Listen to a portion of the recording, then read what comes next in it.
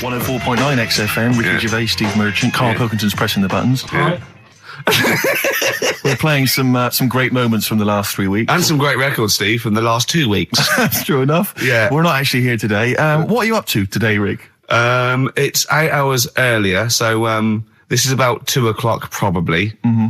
So it's about 6 o'clock in the morning. I'm still in bed, mate. I'm asleep in my hotel room. Now, where are you? We're in LA.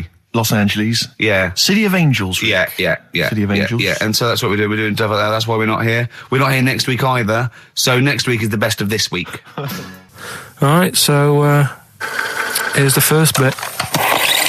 Can I tell you one of the best presents I ever had? Go on. Without doubt, all I ever wanted was a go-kart. This is true. I was like you know, sort of 5, 6, 7. And I eventually, for Christmas, I wasn't sort of spoiled in the sense that I got pocket money, but I always got what I wanted at Christmas eventually. Because, working class mothers, they'd get it out the catalogue and pay for it for the rest of the year. So I always got, I had, really, as many presents as anyone else. And I got this go-kart. It was a little red go-kart and it was a pedal one. And I'd run home from school and I'd be in it and I'd get down the garden for hours. I'd have to come in for my tea and this was fantastic. And this went on for like weeks and weeks and went through the summer, the next night. It was fantastic go-kart. I'd show off. And then one day I came home and it was always at the back of the shed, sort of up against the shed. And I went in, I couldn't see it. And so I went to the back door. My mum was sort of like washing up with that. And I went, "Where's my go-kart?" I thought it hasn't been nicked. She went, "Your dad swapped it." Your dad swapped it? Yeah. I went, "He what?" And I was going to be brave. And I went, "He what?" She went, "He swapped it for a wheelbarrow." And I could see she didn't approve of this. And she was thinking, "I'm going to tell him and then I'm going to, have this out." And I went, "Right." She went, "It's your wheelbarrow." And I went to the back of the shed and there was this wheelbarrow. He swapped it with a bloke called Jimmy Dublin, who he worked with. Jimmy Dublin? Yeah, I don't know. I think he was a respectable member of the community. He was fine. It was his life. No, I think he was an Irish gentleman. And that's why we called him. That's why I don't know what his real name was. And I think my dad must have been drunk and he went, "I want to get my son a go-kart." And my dad went, my kid's got one. He's probably had it for a year. He's probably bored with it. Yeah. And he said, "I'll give you this wheelbarrow." And I went to this wheelbarrow and it was caked in concrete. I could hardly lift it. I just nicked off a building site, obviously. And I'd be there for hours trying to push this wheelbarrow up and down the garden, right? And it was okay though, because I was going on holiday soon, and I 7 years running went to Bognor Regis, a place called Riverside, because some woman around the way had a caravan that we got free for a week, and it was great, just wonderful. And I used to go there with my mum and my nan. Oh, party time! Yeah, the age of 7 to sort of no, it was good because when you're a kid and you wake up in a strange place, it sort of seems weird. You wake up at 3 o'clock in the morning hearing your gran pissing in an iron bucket, and We've all been there. You get disorientated. Anyway, and I went on holiday, and I met a little friend who was about my age. We were both sort of like, and he'd hired a go-kart. He had this great go-kart, and he came down to my caravan, and I went, "I've got a go-kart." And I remember my mum opening the window of the caravan and going, "Don't lie." That's so evil. And I went, I had a go-kart. Wow. Yeah. Did you ever talk to your father about the fact you swapped it? No. You never mentioned it to him? No. You still got that wheelbarrow? I think so. I've grown into it. Yeah. I can nearly lift it now. Yeah. And now I'm just too old to run up and down the garden with it. Now you get one of your several gardeners and use it all the time. Wow. Oh, dear. Now, Karl, you promised me that you were going to reintroduce Educating Ricky. Yeah, we can do that. Have you got it? Have you got something that will that's something that I won't know that's correct and that will interest me? Yeah, there's loads of stuff. Is it anything to do with monkeys? No, we've got monkey news. We've got monkey news coming out. Of course we have. Yeah, monkey news. People, and they're now over to XFM for monkey news with Karl Pilkington. No, we won't do that yet. We're not doing that yet. Educating Ricky is. Yeah. Well, let's do it. We did it ages ago. Educating Ricky. Oh, that's interesting, and it's correct. Hang on a minute, though. What I do is I tease you, don't I, with headlines. Oh, go on then. And then you have to sort of go, "That one sounds good." Go on then. What are the headlines? I want to know more about that. Educate me. Yeah. Right. Okay. You've got jeez. That Nelly died. That Nelly died. All right. Okay. Right, Could be about an elephant. Yeah. Go on. You've got that. You've got, well... I got well. Take well as red. So they all start with well. Okay. Knob body has been that lucky before. Brilliant. All right. Okay. Or you've got get a lobe of this court case. Right. Okay. Not bad. I'm going for Interesting. knob body has been that lucky before. Right, it's a story about this kid who was born, right? Was he? Yeah, he was popped out, like, and the dad and the mum saw the baby, and it was like, oh, that's a good-looking little kid. Sure. And they were proud and that. And then... I know they're surprised that it's a good-looking little kid. It's theirs. Yeah. Like, it could have been a frog, and they'd have gone, oh, he's got your eyes. And then the doctor goes, yeah, it is, but look at that. What? He said, it's a boy and hasn't got a knob. I love the doctor saying that. I love this GP. Right. Oh, this midwife saying that. Oh, we love little boy. Yeah, but no knob, baby. Mr. and Mrs. I mean, think. Right. No, but I'm speeding it up a bit. All right, come on. So the baby's Right, so the born, baby's like and that, doctor and says, the doctor says that, and and the woman's like, oh, it's our first as well, and stuff, right? She's really gutted. she's What's the second going to be like? So, Go ahead. so the Just a knob. doctor says, you know, We'll call it Carl. All right, go on. Right, go on. so the doctor says, well, I'll leave it with you for a bit, get used to the idea, right? As opposed to throwing it away. So he wanders off. Yeah. He comes back with a smile on his face, right? Found the knob. So the mum and dad are like, what are you smiling about? He said, you're not going to believe this. Baby's just been born. It's got two. Right? You can have one of them. And they did a little operation. Where did you get this information from? That's in a book. What book? Is it the a same as the joke book that you carry round with you? No. With the woman with 3 legs, the juggler with 9 arms, and the bloke who found shagging a chicken under a rock. Is it in that book? Weird though, isn't it? Well, it's not true. It is true. What, in the same hospital, there was a baby born without a knob. Luckily, Carl. It happened. You're not, you swear to God you're not making The this I'm up. not doctor making it came up, back honest to God. smiling because you won't believe it. There's a baby there with an excess of a knob. It happened, honestly. I'm not, all these things are not made up, the educating stuff. That's why I do it, innit? Teaching you stuff, always teaching you stuff. Fair enough. All right, if anyone can confirm the baby with no knob, they're the going to baby with confirm it two, because they're going to go to the same dubious website that Carl got it from. I always try to be level-headed and reasonable in these situations. And it's You always ignore it. Guatemala or Mexico. Rodriguez was born without a knob. Luckily, baby next door and was one 2 knobs.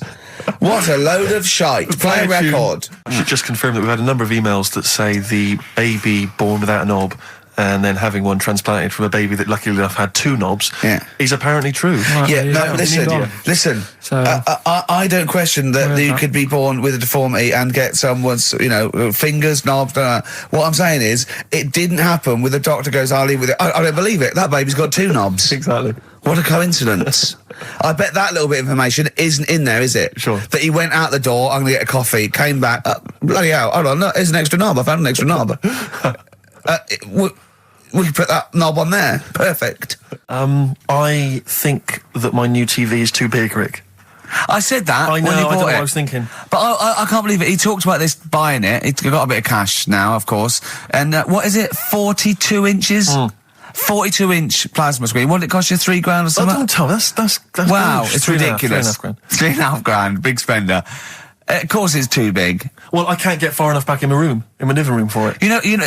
You're meant to be, I think, 4 times the screen size away from it Really? to get out from the air. So that's 4 times 42 inches you're meant to be sitting away from it, which is impossible. Yeah.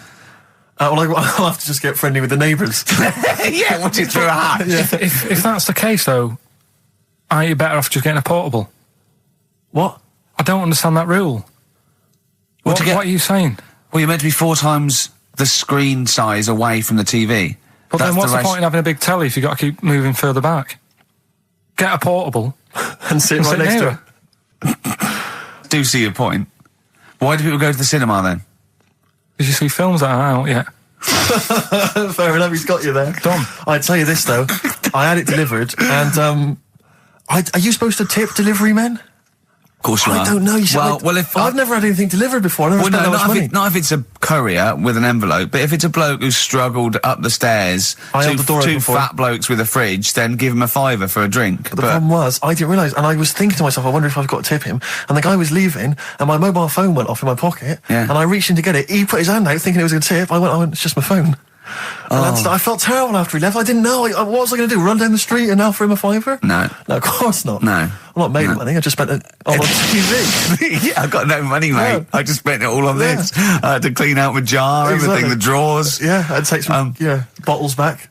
The problem was, it took me forever to wire it in. I thought, I'm not going to pay for someone to wire it up, So it took me about 3 hours to wire it in, and it was huge, and I got it switched on, and the first programme that was on when I got it wired in was Bargain Hunt.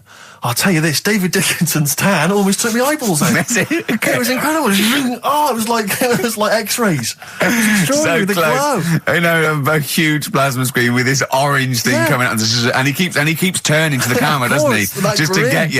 Yeah, he turns away. You get a bit closer. They go, "What's he doing?" He just turns around, takes the cornea off. What do you think, Bargain Hunters? Bargain Hunters. Oh dear, that's why I'd buy a plasma screen to watch Bargain Hunt. I mean, it's ludicrous. This is the problem, is because what do you watch? I mean, have you watched anything that's been worth having? The only thing I've watched really worth watching. 24. Well, 24 works great, but also films. Obviously, that's the main reason I bought it, because films just look amazing on there. Yeah, DVD on the plasma screen. The brilliant Blur, Out of Time on XFM 104.9. One of my favourite singles of the year, and that's another thing. We'll be playing our favourite singles of the year, as well as our favourite clips of our own show. Rick, I imagine if people have got a bit of Christmas money, they're wondering what they can spend it on. Office DVD? Well, other than that, these guys have got some ideas. What, adverts? Brilliant. Exactly. Carl you had to go to one of those well clinics, didn't you? No, I haven't gone. Why? Because I'm not happy with it. What? I'm not happy with the whole. Well, it's just, do people know what them places are? They'll give you a whole. Have you heard of them? Yeah, I've had one. Yeah, they check everything. Which, Suzanne, my girlfriend, was like, you're 30 odd now. When was the last time you went to the doctors? And I haven't been for ages because I don't. No, I never go. I never go. And I think I'm honestly going to die there in agony. Think they can always find something. Jane made me go to one of those things, those boot things where they do it's a couple £100 and they give you a complete head to toe, don't they? But head to bottom is what it is. They do the old finger up the arse thing. Now, what is that testing for? Well, I like that he said it quietly, because he's on the radio. You can't say arse. Yeah. I say it quietly. Say it quietly. Yeah. Arse. Yeah, arse. That's what our mistake was, because we got a complaint upheld, didn't we, for saying... And I'm talking about a male chicken here, which is a cock, as you know. Yeah, and we said that word, right? So if we'd have gone, cock, we'd have probably gotten away with it. You can get away with murder. If you just, If you just whisper it. So go on then, I'm not going because I'm not having that done. I don't understand what you're going to find up there. That's your head. No, but why can't we just? I mean, it's the heart that I worry about the most. Do you mean that in a kind of romantic sense? No, I mean if they'd have to have a long finger, wouldn't they, to check that out? They go, "It's something wrong with your left ventricle." Yeah. Now, this thing about the doctors, they hold your testicles and they make you cough. Yeah, they don't hold the testicles anymore. They just put it sort of like by the side of them. And what's that testing for? I don't know. I think it's something to do with if you got something wrong with your diaphragm or something like that. You can't do it when they press there. I don't know. It shows them something. So it's not doctors having a quick feel. Right, so you can't... well, that's good, because do you remember when Carl said he's going to die of cancer? And I said, why? He said, I don't check my balls. I said, why? He said, I don't like the feel. So they feel it for you. They feel them for you. And you can just relax, shut your eyes and think of England. But don't mess with them. What do you mean? You can do more damage messing about with them. Just leave them. And there's two anyway. You can afford to lose one. Yeah, I don't think that's the point. I think the point is it sort of spreads, doesn't it? You've got to check the... I mean, I'm not saying, if don't do it, because they spend a lot of money saying to people, have a quick feel if you've got the time, what have you. But I don't worry about it. Leave it alone. Why, out of interest, why do doctors stick fingers up your arse? Check the prostate.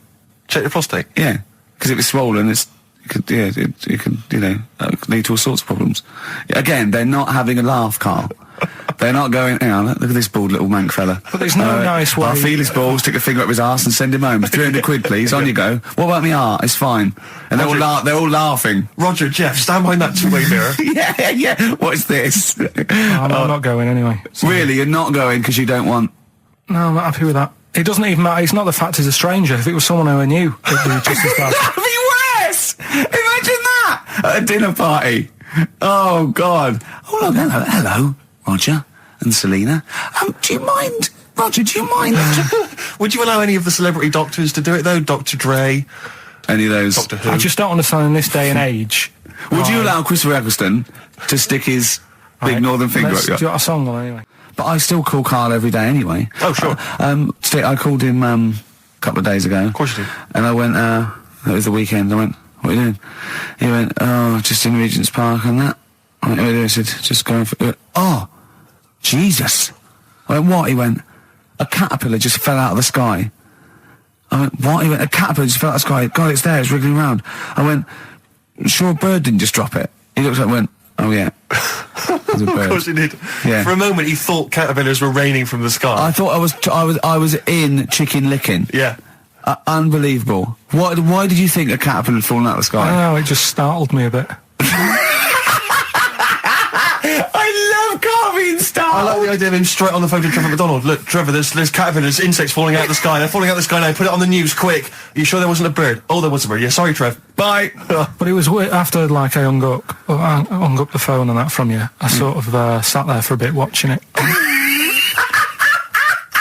I imagine him cross-legged, just in front of it. But do you know what? Because of his shape, the shape of his head, and his sort of IQ, I bet the caterpillar was thinking, Mama. Yeah. Do you know what I mean? Yeah. It's unbelievable. Go on. And it was sort of running about all over the place, right, Steve? So the caterpillars have loads of feet and that, don't they?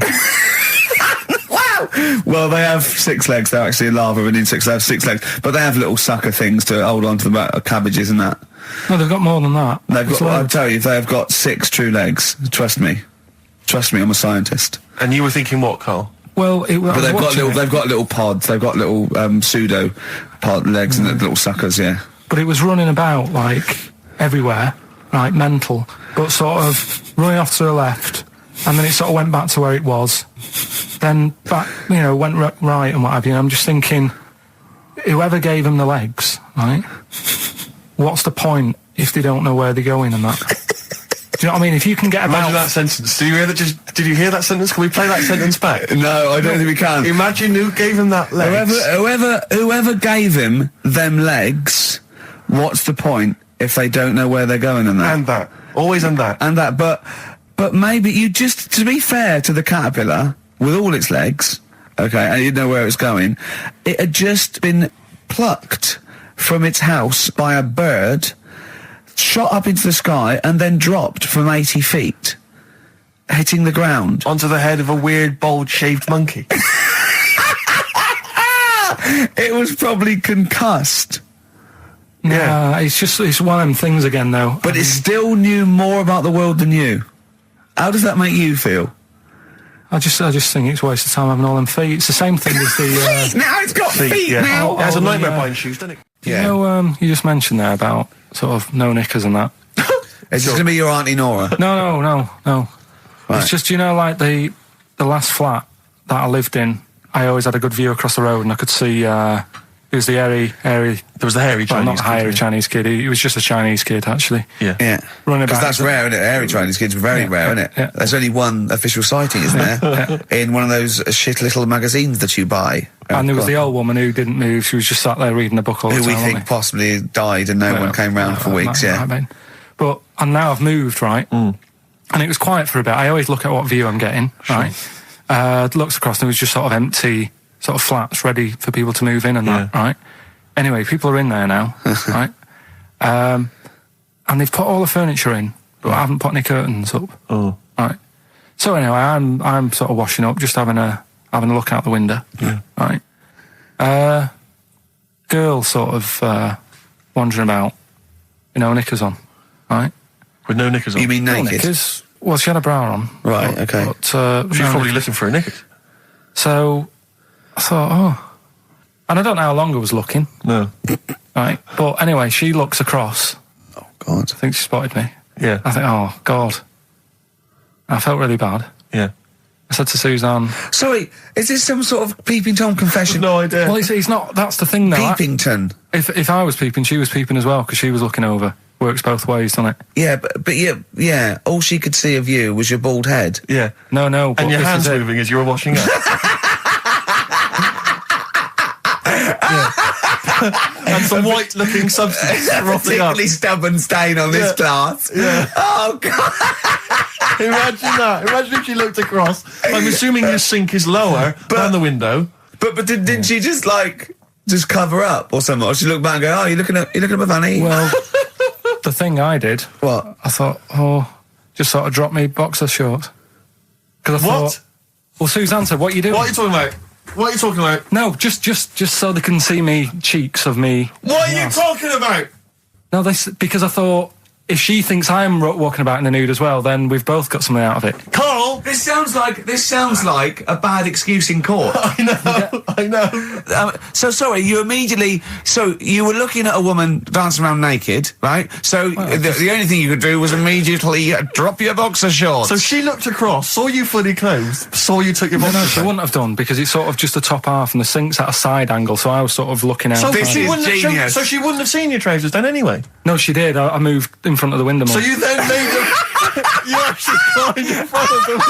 Oh, this is amazing! So you climbed in front of the window to show off No, your it wasn't your naked obvious. lower half. Suzanne said, what are you doing? And I I bet said, she did. What are you looking at? I sent you in here to What clean are up. you doing? I'm just taking my trousers down, stand by the window. Why? Because there's a naked woman across the road. What do you think I'm doing, Suzanne? I'm exposing myself while looking at some free fanny. leave it. What's up with you, Suzanne? Anyway, Wait a minute, can I just check? A final question. What did the woman across the way... What happened? What was her I reaction? didn't look again. I just thought you've seen a bit of action as well. We're both happy. Let's leave it. Brilliant. So were you waddling around like a penguin with your trousers around your waist? I just was walking about, and Suzanne said, what are you doing? I said, I'll explain to you in a bit, but don't look out the window, because then it's Excellent. obvious. Then he sees she calls her husband to look at Carl walking around naked. He goes, oh, she's got a... Quick, Suzanne, get him out. There's only one with him. Get some more friends. They've gone one more. Oh, that's a wonderful, wonderful clip, and a great record that preceded or followed it. I'm not sure. But could I make some dedications? Yeah. Because I last week, just before we had to come in to record this, I popped out trying to get onto the tube, and I had a nightmare because there were millions of protesters, so-called protesters. Now, a lot of them obviously doing good work. There was one fella, I think you'd have appreciated it, because I know you are very politically active, and I think this guy has really studied hard, and he's realised the best way to make his voice heard on the international political stage is to ride around on a tricycle wearing a jester's hat. He was really shaking up the bloody government. I wouldn't want to be George W. Bush about now. No, indeed. Once he sees that. Once he sees that guy. Imagine his aides rushing in and going, George W., look at this guy. Where's that? That's in London, England. Okay, call off the forces. Is that a large tricycle? Yeah. Is he wearing a nappy? Get me Colin Powell. Why'd you call him Colin, not Colin? It's the way he likes it. Don't about. Just call off the troops. There's a in a jester's hat. Call the troops off. Just bleep some of those bits. Have you got some educating, Ricky, for me? Got some education. I need some education, Carl. I desperately need some education. I want to learn about Chinese kids that are born hairier than average. I want to hear about deaf girls that can hear after their mum hits their head against a wall. These are the things I need to know. I mean, I don't wish to be disrespectful. He doesn't look like a genius. He doesn't look like But then I don't know what a genius looks like. Exactly. So, Steve. you know, I don't want to be an Look at Einstein. Yeah. Yeah. His mum thought he was mental as a child. Where'd you get that information from? That was in the Einstein book. Well, it was in the Einstein book, then it's presumably true. Which Einstein book is that? His Theory of Relativity? The big book of Einstein stuff. Oh, yeah. Yeah, the big bumper book of Einstein stuff. It's for a coach trip, and you have to fill in E equals MC1 squared, 2 fish, or 3 hello, and then it's multiple choice, and you fill it. It's great. It's Did his mum think, A, he was a genius, B, mental? Most people go for A, but it is in fact B. She thought he was mental at the age of 28. Oh, Carl, you never let me down. You never let me down. So have you got Educating Ricky for me? We've got Educating Ricky coming up. We've got Rockbusters. We've got Rockbusters. Great As seen and talked about in Heat. In Heat magazine. It's got really tough this week now. We're not messing about anymore. Right. Got some good prizes. Absolutely, yeah, we'll talk about those later. Because, I mean, was it last week that you had the classic? Was it, I can't remember, I'm paraphrasing, Carl, apologies. Something like, I'm here in Texas, I've fallen in a puddle, and my knee has got wet. Yeah. Whitney Houston. Whitney Houston. Yeah. And also, it was last week when there was a little bit of confusion over the one for Holly Valance. Right? Of course. I don't think it was confusion, I think it was your error. Yeah. No, it wasn't. And it was Holy Valance, and you meant Pelmet. Then Becky, who called up that time and said, if you're getting mistaken with Pelmet, right, she sent me an email in a week saying, I've done a bit of research. Yeah. It was my fault. I've made an error. Yeah. It is a Valance. Okay. And I know about Valances. As I told you last week, at the very end, my auntie loves them. Yeah. Right? She makes them. She started off just like putting them on top of the sort of window around the curtain. And then she thought, I can do more with this. Yeah. And she had a little coffee table that had magazines underneath. And she said, I'm sick of seeing them magazines when I'm sat down. She sounds like a Pilkington. So...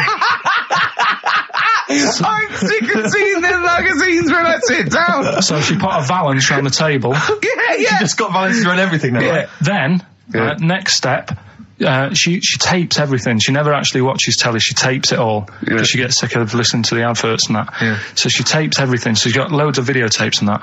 And the video used to get on her nerves. When she was watching a film, she'd see the clock changing. And it distracted her from the film. So she put a Valance around that.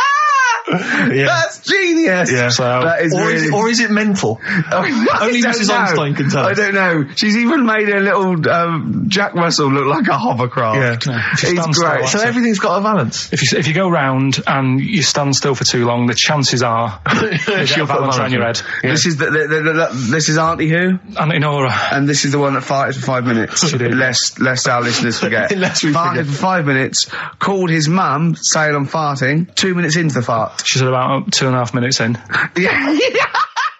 Just like, for example, that's why your balls are on the outside. Because the cells have to be a certain temperature to survive. I don't know if it's the sperm or Sertoli cells, but they have to be a couple of degrees below body temperature. Otherwise, they'd be in a nice cage and we wouldn't get kicked in the nads. What do you mean? That's why your testicles are on the outside of your body. They have to be a couple of degrees below body temperature. Yeah, but that isn't why they're there. You see, this is like the chat we had last week about the giraffe having a long neck. What do you mean? They're there because that's where they happen to be. They didn't go right. Well, that's what evolution is. It's a selection process. It's not a will. The balls didn't say, look, I'm too hot, let's get us outside. Let's get outside of here. All right, hang on a minute then. What? So a little man monkey, right? Theirs are in the same place as ours. Yeah. But they're walking around naked, so it could be anywhere. They could be like on the back. It doesn't matter where they are. They call it, well, they could be on the back, yeah. So why aren't they? This is a completely different... Steve! You started it! I wash my hands of the whole affair. And we're not only back to balls, but we're back to monkey balls. Yes. In one thing from about parasites, we're back to monkey ball news. Yeah. How do we get back to chimp testicle news? All right then, so this worm's in a fish. Yeah. It's like a little platyhelminth. I think it's some sort of... But what I mean is, why are they about? What do you mean? They Why? evolved. But why haven't they died out? Because they're very successful. Yeah. What do you mean, yeah? What do you mean, yeah? Tell me the brain event that made you say yeah in that 1 second gap. Because in a way I don't get it, and if I think about it too much, it hurts a bit.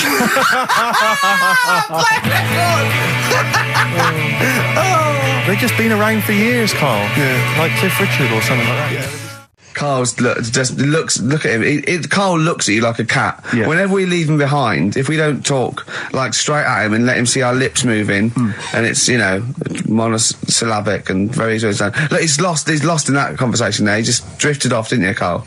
No, I just was also thinking on animals and that. Something else I was going to use. Go on. Was this isn't a radio show, is it? I just suddenly caught myself. This is nothing. I told you that before. It's been bad today.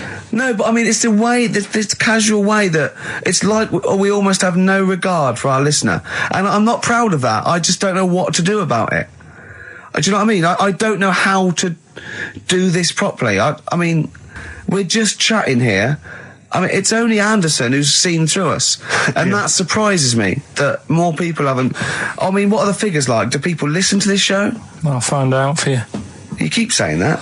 But, there's this parrot.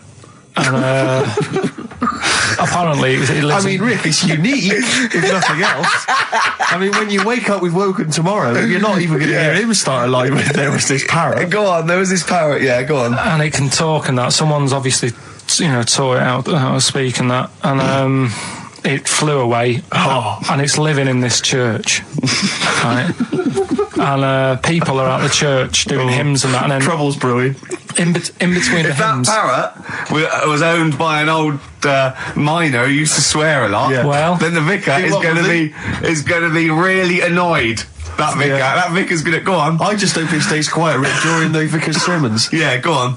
Have you read it? No, go on. Have you read it? No, because that's what happens, right? Go on, tell us, Carl. During the hymns, it's sort of effing and jeffing and stuff. Effing and jeffing? Yeah. And everyone's like going, it's quite funny, really. It doesn't know what it's doing. Everyone's having a laugh. Yeah. But it's causing a havoc at funerals. When did this happen? Not years ago. John was a much loved man. He was a wanker. Yeah. So anyway, that was another story. What can you say about Uncle John? Bollocks. Oh, Carl, I love the fact that when you look at things, you go, that's interesting. The parrot that swears at funerals. That'd be amazing. And it stays with you. You see, for a simple man, you retain an awful lot of knowledge. It's just all rubbish. Do you know what I mean? If you just replaced all this rubbish with good stuff, you'd be an intellectual. Yeah. Really. Because, your attention is fantastic. Yeah. So Did I lose you again there, did I? So was it the word retention? We've still got Wash Up With You. Yeah. Should we play a record and do Wash Up With You? Yeah, we'll play a bit of Aqualung then. Aqualung! Depeche Mode there, and I Feel Loved.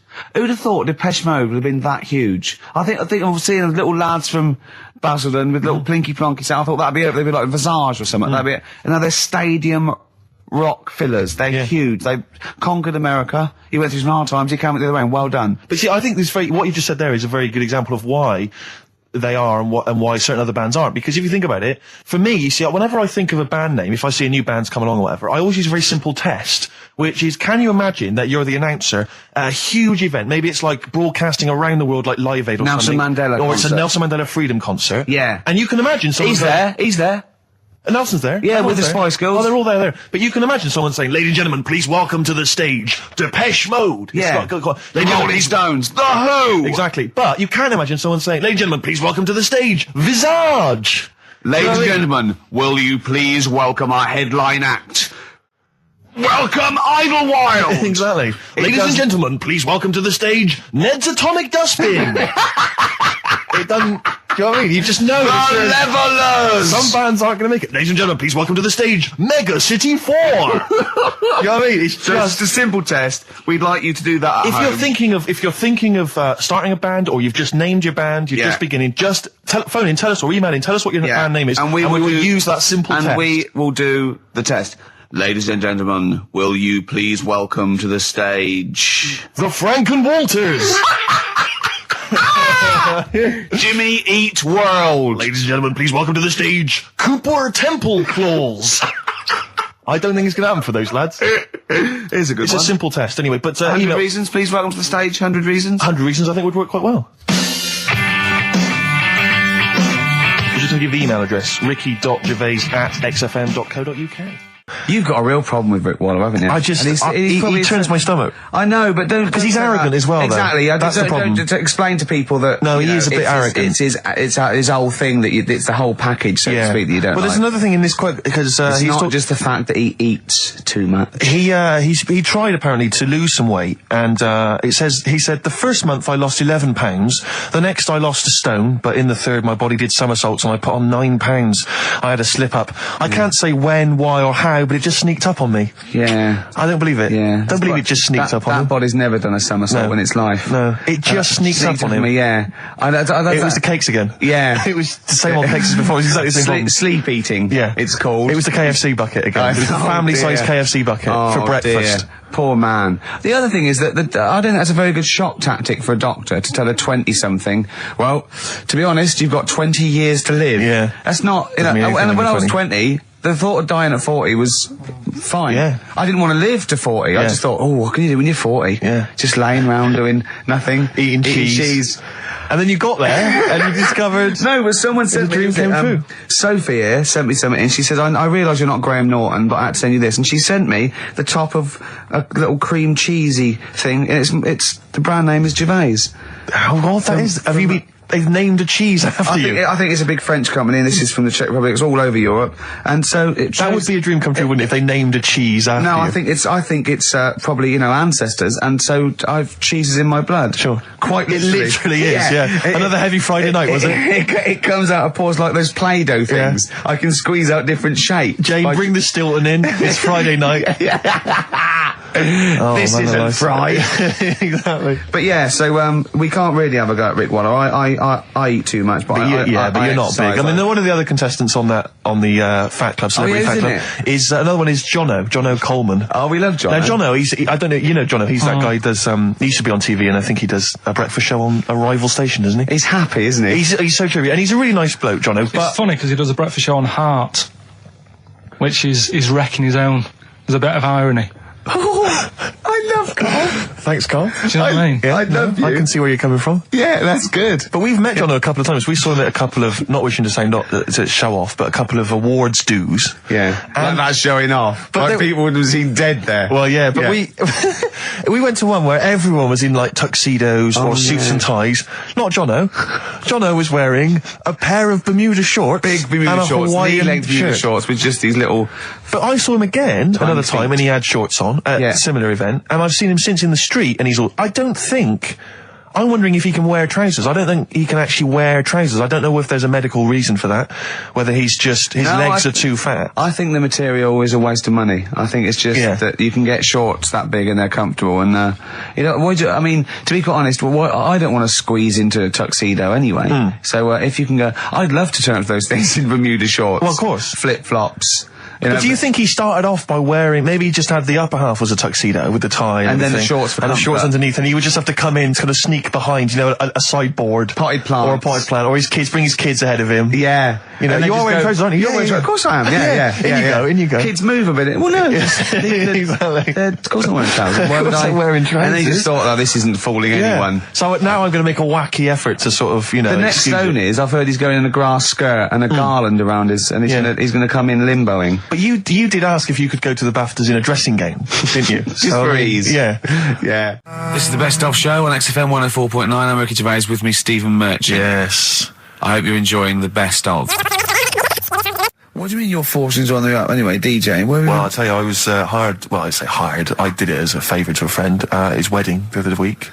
And I got there, I was thinking, because everyone had their little role to play, and then people were doing a good job. I love you taking it seriously. And I spent ages putting together some CDs, special selection CDs. I love that! Because what I did was I burned them on iTunes. Did you turn up with your own headphones round your neck? Own headphones, wearing a suit, but headphones. Metal case. Didn't need it, just had them all in one small box. Brilliant. Boom. I thought this is good stuff. I got some classics here. Give me an example. Give me an example of that, like the first hour, the warm-up hour. Rick, I'm coming straight in with Frankie Valli, Oh What a Night. Brilliant track. I mean, when those beats start at the beginning, who's not getting on the dance floor? Wait a minute, what's this following it up? Go on. It's the Jacksons. What, I Want You Back? I Want You Back. Brilliant. It sounds good at the moment, Carl. Yeah. So I'm thinking, at least I'm gonna roar this, because they laid on a good spread. The ceremony was nice, food was nice. I'm thinking this is going to be the piece de resistance. Yeah. Alarm bell started ringing. Why? When I realised there was a marquee outside. Of course, it's a balmy summer evening. I'm stuck inside on the dance floor inside. I'm thinking I'm going to be struggling here to get them in. Even with flavours like this, I thought I'd struggle, Rick. So I'm sat there in my suit. I'm sat behind this little DJ console. I've got all the big numbers. There's one or two people making some token effort, but frankly, most people are outside everywhere. I was livid. Of course, they couldn't hear it out there. So I was playing to an empty room, really, and I was furious. I was absolutely furious. Because, I mean, what is, you know, they're wasting my time. They're wasting, now I could have just stuck the CD on and They're gone out there, wasting couldn't I? Frankie Vallis. Frankie Vallis' They're time. wasting the Jackson 5's They're time. wasting, you know, D-Light's time. Yeah, yeah. And so I'm sat there, and there's a couple of people making a cursory effort. Mainly when they come to get a drink from the bar, they might have a little quick, you know, couple of twos. You shout, we don't want your Not lot. interested. All of your no All one. of your no one at all. And then there's a microphone set up because people have been doing speeches. This little girl gets on the mic, right? It's being funneled through the speaker system. So every time I put my headphones on, Miss Dynamite, was it? It wasn't sadly Miss Dynamite, although she decided to have a little go at MCing. She was screeching her little head How off. old is she? Oh, I don't know, 8 or 9, at their most annoying. When children are at their most annoying, because they got a bit of confidence there, they're a bit cocky, they're not shy anymore, they're a bit arrogant. Yeah. She's screeching her head off, so I'm playing, you know, and she doesn't know it. your face! I'm playing into the groove, no one's getting into the groove, because she's going mental, she's just going, what's this, I don't know what this is, play something I know. I'm thinking, I haven't got any bloody DJ Otsu or Crazy Frog, I'm not going to play what you... So she's just screeching along, ruining it for everyone. And I say everyone, there was no one there, so me, she was ruining it for me. I bet you were really I'm angry. furious. But of course as well, every time she screeched, it went through my headphones. So of course and then her dad comes along, right? And I'm thinking, all right, he's I seen can what's just happening. imagine you in your suit, sweating, getting annoyed at someone Maybe. ruining your set that no one's listening no to. one's listening to. I think, her dad's coming over. He's going to put pay to this. He's realised that, you know, she's causing a disturbance. He comes over there, joins in.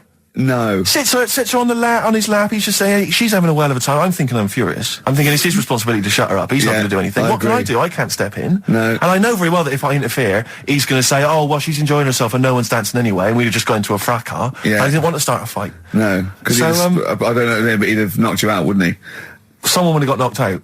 And I'm not saying who it would have been, but, you know, but to bear in mind, Rick, there would have been 2 of them.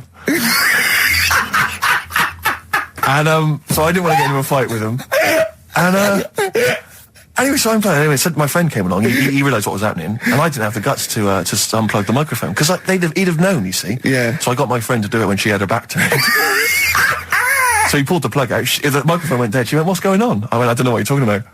I said, "I don't know." She said, "Where the microphone's at?" I said, "You must have broken it." I don't know what's going on. Someone will probably make you pay for that. Anyway, at least we shut her up. That is great! But it really went from bad to worse. And you know, there's that thing when you panic, you start panicking, so you're putting on a lot of flavours that you would have saved till the last hour. What are we talking? Boom, boom, shake, shake, exactly, boom? you're throwing him in early. Love Shack's coming on way too soon. Really? Oh, Love Shack before 11. It's heresy, but I had to do it. But anyway, in the end, I made the bride go and get some people in. I said, look, it's your special night, all right, and they're going to enjoy this. I'll be honest, love, this is a washout, and it's up to you Exactly. to turn this wedding around, or I'm walking. I'm walking, and I tell you, they're going to have a sour memory of this evening unless you bring so some go people and get in. everyone in dancing. So she got him in at the end. And, Brilliant. And I'll tell you this, Carl. I mean, I don't know what you say, but they were loving it. They were absolutely loving it. A bloke came over and said, have you got Amarillo? I said, no, but I put on something even better, Delilah.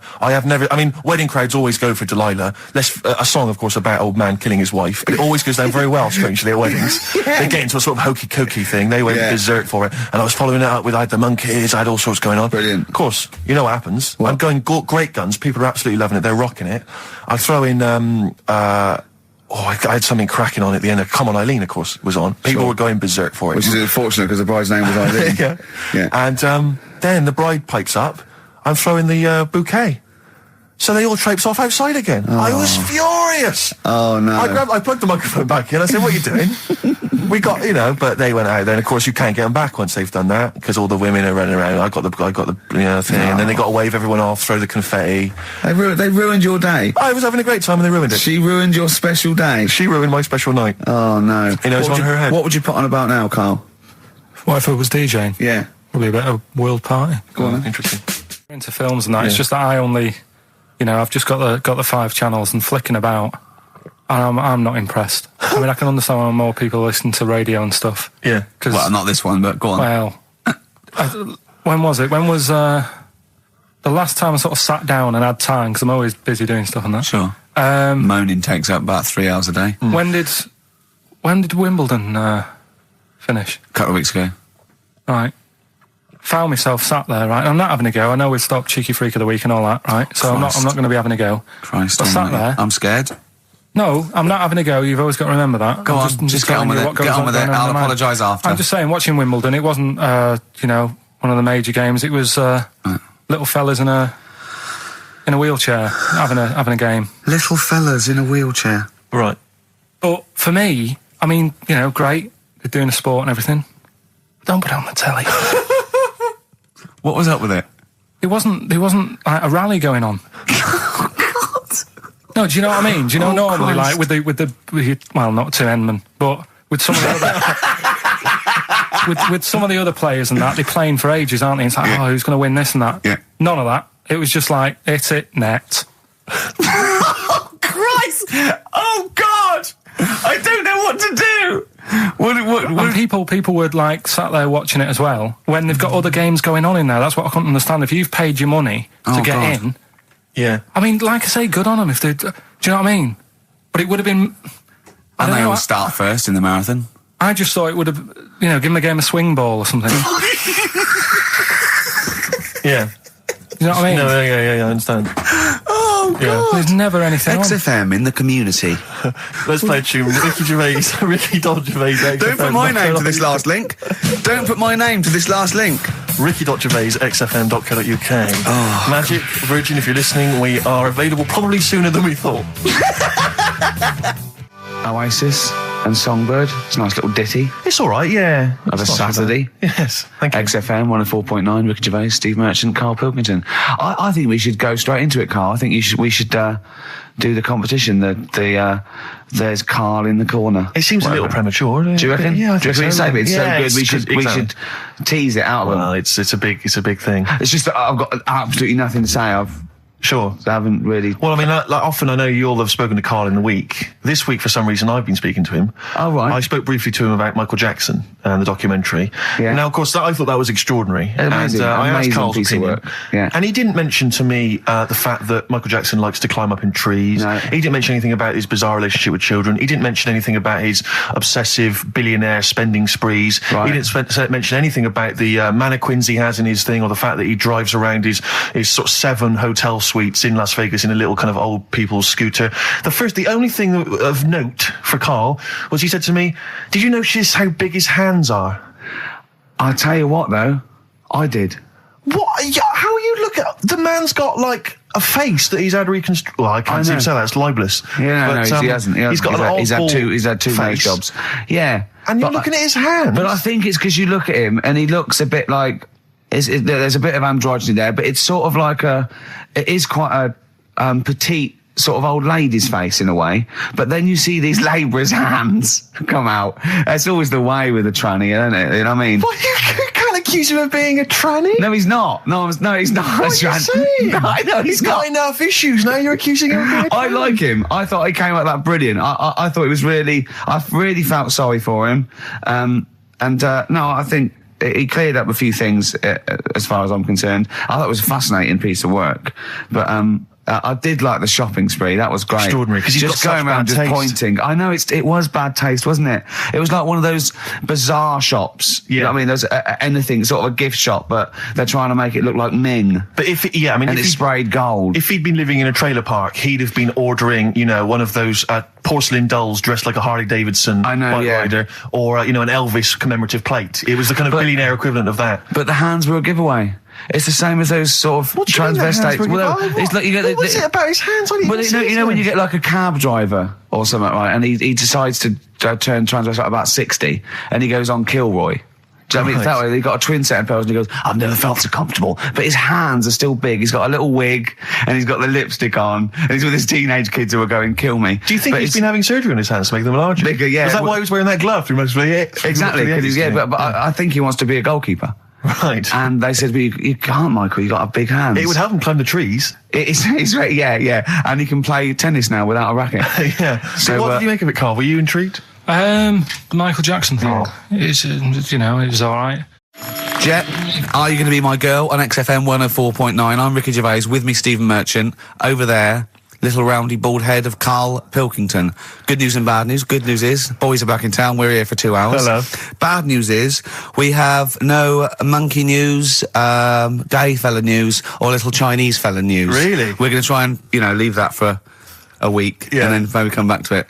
Yeah. It was Why do good. I get the feeling that within 20 minutes we'll be talking about little gay Chinese monkeys? Carl, think of that. We have got monkey news. Have we? Oh, yeah. So we've already broken that promise. Oh, okay. I thought we were going to try and sort of talk about something else. Just like, for example, that's why your balls are on the outside.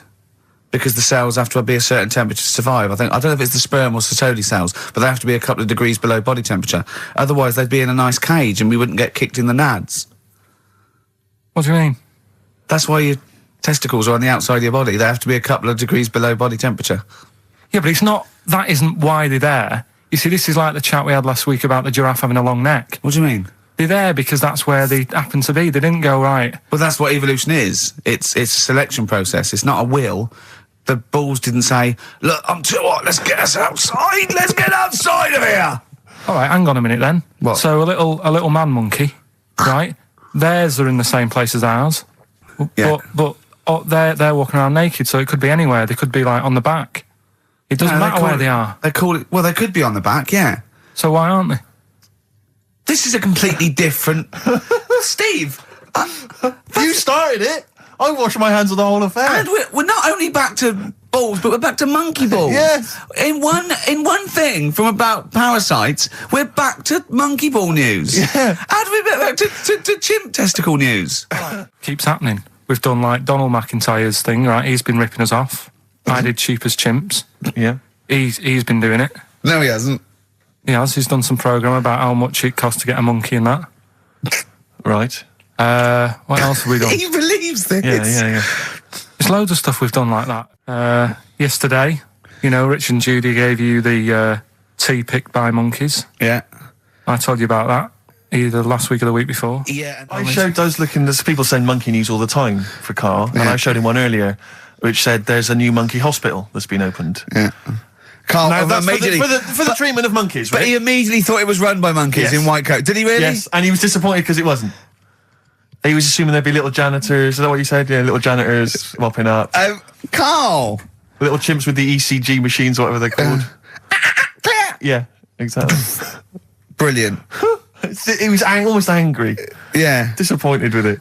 And what's this about Donna Air giving her baby to a gorilla for a week? It happened. No, it didn't happen. She had a baby. They went on the honeymoon. They left it to a little gorilla to look after. Don't talk! Absolute, don't talk! Oh, Again, Carl! there's people online now, so they can have a look at Anna Nova. Do you want to give some stuff away? Do some. He believes it, and that's it. But the more these things sort of like pop up, come true, the more worrying it is. The more worrying it is for everyone. Imagine if Donna Air had left her baby to a gorilla. It's libelous. Are you saying that? It's libelous. It's not. Well, someone will send it in a bit, and then you'll feel daft again. So I'm not even worrying about it. So that's pretty much that. Is there time for monkey news? I think we got to have monkey news, and play then that second track from the Ryan Adams. Let's play the jingle though, if we can. Oh, chimpanzee, that monkey news, you Right now, it was back in the 1980s. Right. So it is quite topical then. Okay. When did this happen then? 1980s. Yeah. Yeah. It's about a Colombian F1 sort of Formula One driver. Yeah. Apparently these races were going on, right? And someone kept winning them. Right. Okay. Forget it. No, don't do it. It's because it's rubbish. Because it's rubbish. Right, so someone kept winning the races. So this human that kept winning the races. So this human being that kept winning the races, Carl, what was his name? His name it's Jimmy something. Yeah. How tall was he? Just out of interest. No. Let's hear the story. Was he about 4 foot? You might find out if I tell you the story. Right? Go on. So anyway, he kept winning, and everyone was like, "Oh, he's brilliant. This guy, who is he?" and all that. Yeah. But his gimmick, right? Was never showing his body or face. That's right. Never You're took his joking. helmet off. You're an idiot. Never took his helmet off, right? You know the short trousers he used to wear. His trousers were about a foot long, but his shirts, the sleeves were really long. Anyway, right. So because he wouldn't take his helmet off, and You're an idiot. He was in he was taking part in like the F3, which is like the lower ranks of Formula 1 and Just that. get to it. Just get to Everyone thought it was like a famous driver who was taking part in that. Get to being a monkey. Anyway, what happened was there was a crash one day. Yeah. And the car tipped over. Everyone's like, oh. He ran up a tree. So They were suspecting when he ran away with the ambulance people up a tree and started eating a banana. So the marshals ran over and the ambulance people were there and they were about to take his helmet off, and the marshal was like, don't take his helmet off. And give away the secret that he's a monkey. Give away the secret and that. Yeah, chimp. Yeah. Took his helmet off. Jimmy Chimpus. Little monkey under there. No, definitely not. Okay, let's play Ryan Adams. Did he survive? Let me just a couple of questions. Did he survive? Yeah, he did, yeah. He was allowed to keep all the awards that he won. Sure. But he wasn't allowed to take part in any other races. Yeah, didn't happen. This is Ryan Adams. We'll see you next week. This is a song called The Shadowlands, also from that Life is Hell album. It's good stuff. Idiot. Okay. Play the jingle. Oh, what is it? Chimpanzee that. Oh, yeah. Chimpanzee that. Monkey news. Right, well, the last one of the year. It's not that good, but this is all that's been going on all week. Yeah. Little monkey. What happened is, it's this plane, right? Aeroflot, I think it is, Russian airline. Having a good flight. Everything's going normal and that. This is going to be libelous. The pilot, sorry, I mustn't interrupt myself. How tall was the pilot on this flight? Okay, listen, we've had a few complaints. People saying, don't interrupt monkey news. Okay. Don't interrupt monkey I news. won't then. It's like the weather girl complaining whilst Trevor McDonald's doing. Okay, all right. Go on then. All right, so, the flight's going well. Food's been served and all the rest of it. Anyway, someone gets upset about not having many nuts. Right, they've not got enough nuts. They hand the nuts out and that. One of the sort of passengers is going mental. Because What's he saying? He's just What going language mad. is he talking? Is he Russian or English? So anyway, there's a bit of a fight going on. Fight starts happening. People are going, "What's up with that little fella?" Right? The little hairy bloke. So they sort of drag him. What's wrong with Bob Hoskins? And why is he screaming? Why isn't he talking in his usual Cockney accent? Why is Bob Hoskins screaming and grabbing at nuts? So you've ruined it. Right? Come on. What have I ruined? Right, Rick, turn his microphone off so he can't interrupt you. Right. So anyway, there's a fight going on. Nuts are going everywhere, right? So anyway, they manage to tie him down. They get him on the floor, tie his legs up and that, right? His little legs. Get him to Come See you later. Have a good Christmas. No! Carl, how dare you? Finish the story. All that happened is they got back. It turned out that he shouldn't have been on the plane anyway. Why? His passport wasn't valid. Right. And you can't cause problems on planes and that. So he got put in a cell for a bit. Turned out it was a little monkey. Right. Quick question. How did he complain about the shortage of nuts? Yeah. He just was going mental. Right, he didn't actually call over a stewardess. He just... Well, how did he get on the plane in the first place? What ticket did he have? Have a good Christmas and that. But you know it's rubbish. You must know that's rubbish. You must know that's rubbish. All the best. You must know that's rubbish. Where is he going? And I sent him a text. Oh, well, it's just good to be on holiday because, I'm working. He sent back, so am I. Just been watching Sky News. There is a school for monkeys who want to get a band together. Is that monkey news for later?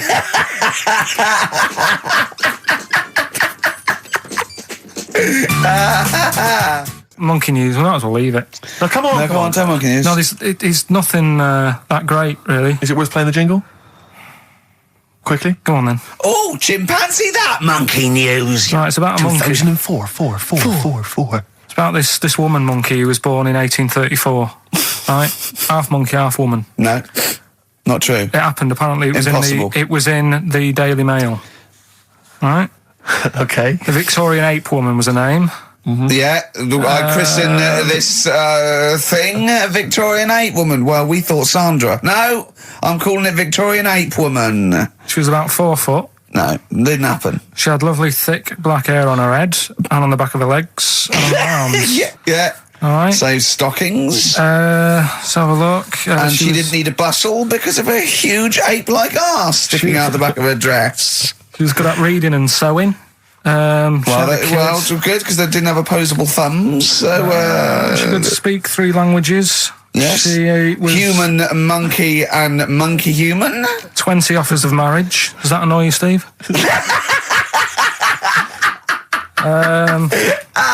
Absolute twaddle. All right, well, That's more rubbish than your soul weighing an ounce. Let's leave a it there. Victorian monkey Let's woman. leave it there, then. See you next week with some more twaddle. I was worried we wouldn't have the old magic in 2004, I but we're still know. talking shit. Merry New Year. Is it anything to do with monkeys? No, we've got monkey news. We've got monkey news coming out, of course we have. Yeah, monkey news people, and they're now over to XFM for monkey news with Karl Pilkington. No, we won't do that yet. We're not doing that yet. Oh, my car is on. Tim Burgess, brilliant. XFM 104.9. Right. Well, we're running out of time here. Yeah. We had Karl in a little film, but I think we've only got time for monkey news, you know? Yeah. What are you thinking, Karl? Yeah, if you want to do that. Yeah, let's do monkey news. All right. Play the jingle. Oh, chimpanzee that monkey news. Right, there's this monkey, right? Oh, yeah. I think his name was number 6 or number 7 or something, right? In this lab, right? Yeah. And anyway, it's in there with like the rabbits and little mice and stuff like that. And The rabbit smoking. the nurse, right? The nurse, not the nurse, the woman who works in the lab. What would you call her? A nurse? Depends. What depends what her job was. If she was a lab assistant, you call her a lab assistant. All right. I mean, they probably call her by her name. All right, lab assistant, right? Kirsty. So she's. I think it's probably Kirsty. Right, Kirsty Morris. Well, she's in there, right? Yeah. And she don't work with many people and that. She's mainly on her own with, just putting lipstick on rabbits and stuff like that, right? Chimpanzee it?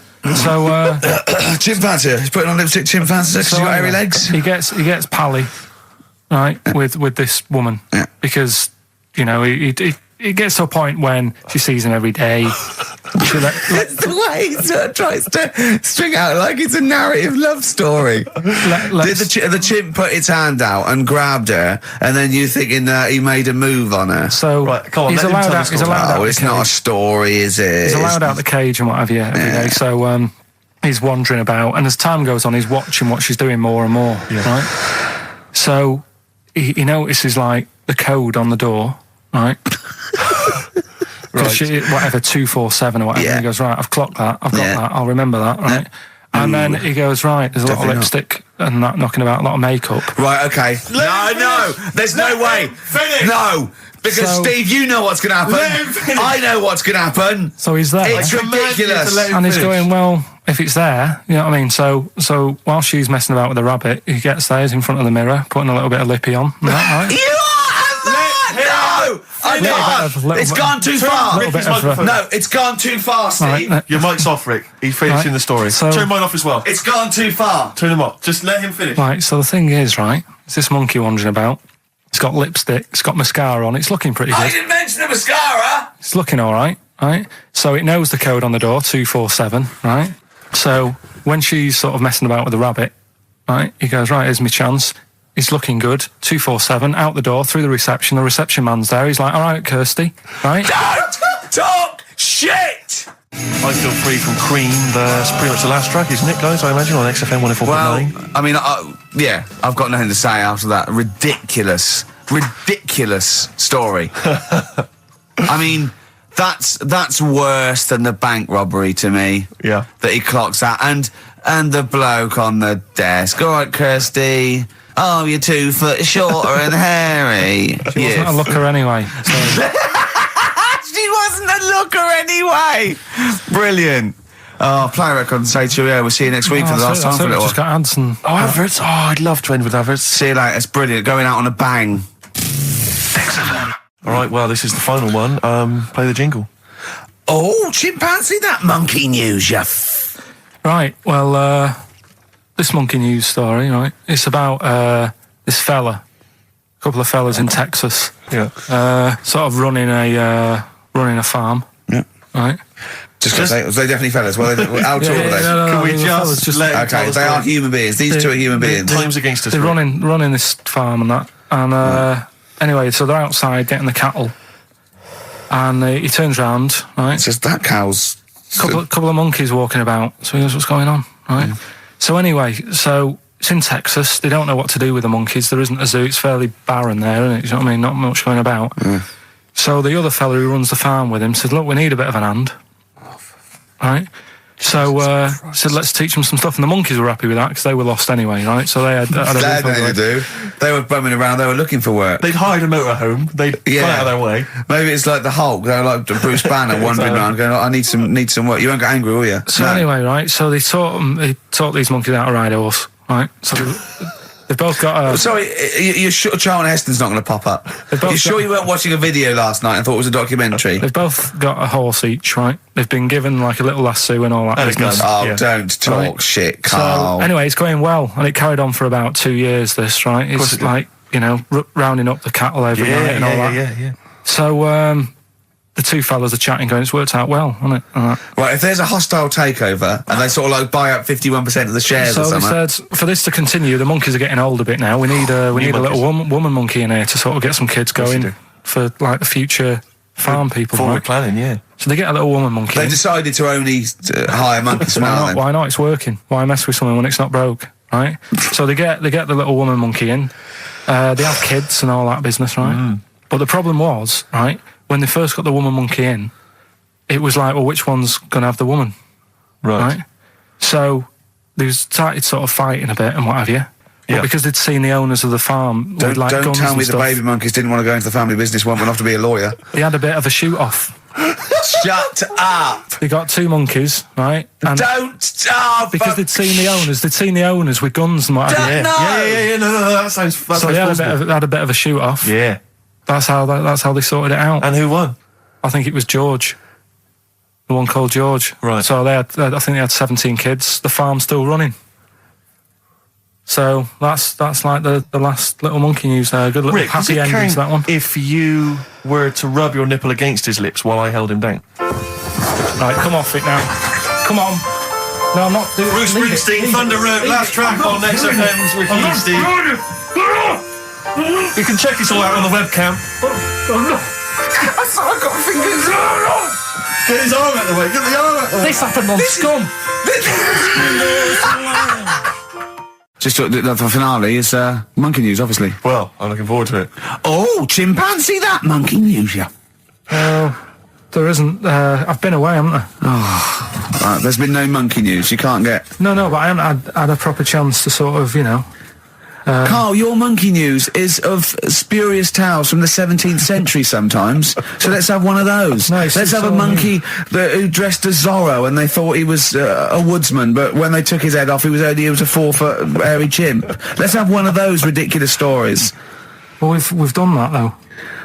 But do you want to go back on some of the ones? Oh, what is the monkey news? There must have been some monkey news this week. The only thing that sort of stood out, do you know, like, they're having problems... You're just making this up. Where's your information? Where's the piece of paper? Where's the document? What is this? Because I've been away, so I haven't got anything. Let's hear But it's bad enough when he's reading it, he gets it wrong. When he's just riffing, it's going to be absolute twaddle. Let's hear it out. Right, do you know, like, they're having problems getting new people to be policemen? Oh, Go on. They've, in America, they're taking them on to, sort of join the SWAT team. They've taken what on? Some little monkeys. Okay. Giving them walkie-talkies and all that. And, well, they can't talk.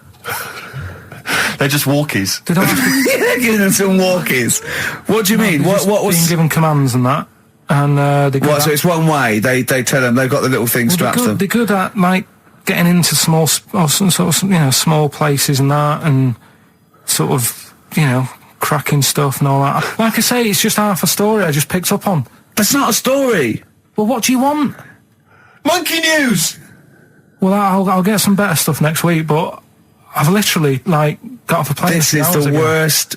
This is one of the worst shows we've ever done. And that's saying something, Rick. We've done some tripe. This is nothing. And to end with the police in America have given monkeys walkie-talkies. That's nothing. That is a disgrace. And what do you mean that you've not had enough time to prepare? We've been off air for 18 months. Yeah. What, there's been no accumulated monkey news in that time? Just got to keep it fresh, though, haven't it? Great, well, more time. XFM. Carl, okay, we've got to sort this out. We didn't meet again this week, and this is a shoddy show. I thought we had a sort of framework for it, but do you know what I mean? No, I thought it'd be, you know, Carl could sort of tell him what was going on. He doesn't know anything except watching telly. late night telly on strange channels. Like he gets all his information about the news on Anna Nova, and I mean, I even tried out because Monkey News last week was awful. It wasn't Monkey News. It wasn't Monkey News. It was I can't remember it. I've been away on holiday. Brilliant. Yeah, and the Monkey News stops. I phoned him up. There was a front cover of the, I think it was the Telegraph one day this week, and it was an ironic story. It was a fluff piece, but it was a funny story. And it was about a monkey in a zoo that had a ruck with its father because it's adolescent. It was like the equivalent of like 16 to 18, and it had a fight with its father, and it escaped. It ran away, and it was like, an interesting story. Yeah. I phoned Karl up and said, "This is Monkey News. A monkey has escaped from its cage after an argument with its father." And he said, "What was the argument about?" I mean, he thinks like Homer Simpson. Yeah. What was the argument about? Like the zookeepers are going, "Oh look, oh no, he's brought up his untidy room again." The father, "Oh look, he's caught him smoking again." I mean, what do you mean, what was the argument about? They have fights. They have fights, and then it ran away. His dad wanted him to go to college, but he just wants to quit and get a job. Yeah, and he fancied a monkey in the other cage, and the father was saying, "She's not good enough for you." No. Oh. So what we've got was some it Monkey about? News today? Yeah, I got a little bit of Monkey News. You got a little bit of Monkey News, right? Yeah. You've redeemed yourself then this week. We've got some stuff there and that. Josh Rouse, it's the night time on XFM 104.9. Steve Merchant, Ricky Gervais, Karl Pilkington, and what is it time? I think so. Yeah. Oh, chimpanzee, that Monkey News. Right then. So there's this monkey, right? In Canada. It's in a zoo in Toronto, I think it is. His name's Pascal, right? And what happened was all the people in the zoo sort of said, what can we do? Sort of spice the day up a bit, right? Yeah. So they left. Embellishing. No way this is a news story. Let him read the news. Okay. So they left. Any dates? Just let him read the news, all right? You wouldn't interrupt Moira Stewart. There's an out 2 weeks ago. No, because she always says today, so you know it's news. She doesn't say, right, there was a monkey, right? Right, in Canada, Come on, right? mate, just finish Okay. It'll be all night. A couple of weeks ago in this zoo in Canada. Right. Jesus. They got a camcorder. Right. And they said, let's leave it for the monkey to have a play with, right? So anyway, they passed it around, Won a BAFTA. and a couple of chimps and that were rubbish at it. They were like filming the floor and all that, and the fingers were always in shot and stuff like that, right? But anyway, there was this one chimp called Pascal, right? Who Annoys me that he calls them monkeys, though. They're not monkeys, they're apes. he was a dab hand at it, right? He was like filming stuff, really good shots, sort of nice mood and that. He used the lighting properly and all the rest of it. No, he didn't. This is the news. What are you talking about? This is the news. Oh, So Steve, anyway. it's so annoying. It annoys me so much. Things like that. He was a dab under. He was doing really good shots. It really annoys me. Let's hear the news. Anyway, right, so he started at night, like when the zookeepers went home, he started filming like other monkeys on the go, like whilst they were at it, right? And he was filming them and what have you. The Ron Jeremy of I the love zoo. it. You know it's going to end up on the web. So anyway, the zookeepers came in the next day, and it's like, let's see what shots he's got. Anyway, he's got all this all these monkeys at it and what have you.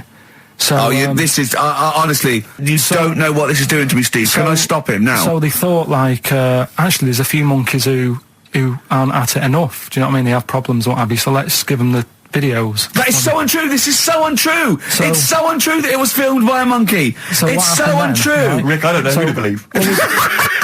Oh, God, you're talking so much shit again. You must know that's not true. There's no way. There's a load of tapes out. Look at me. Don't keep talking. Look at me. Yeah. You must know that's not true. Can we just hear the end of this It's all news? here. You had a go at me last week because I didn't have the full story. I've got the full story. You're still not happy. There is no way that by chance, what should we do? Let's give him a camcorder. That could happen. Right. He then films him at it. That might happen. It might happen, but I don't think he'd keep the camera still.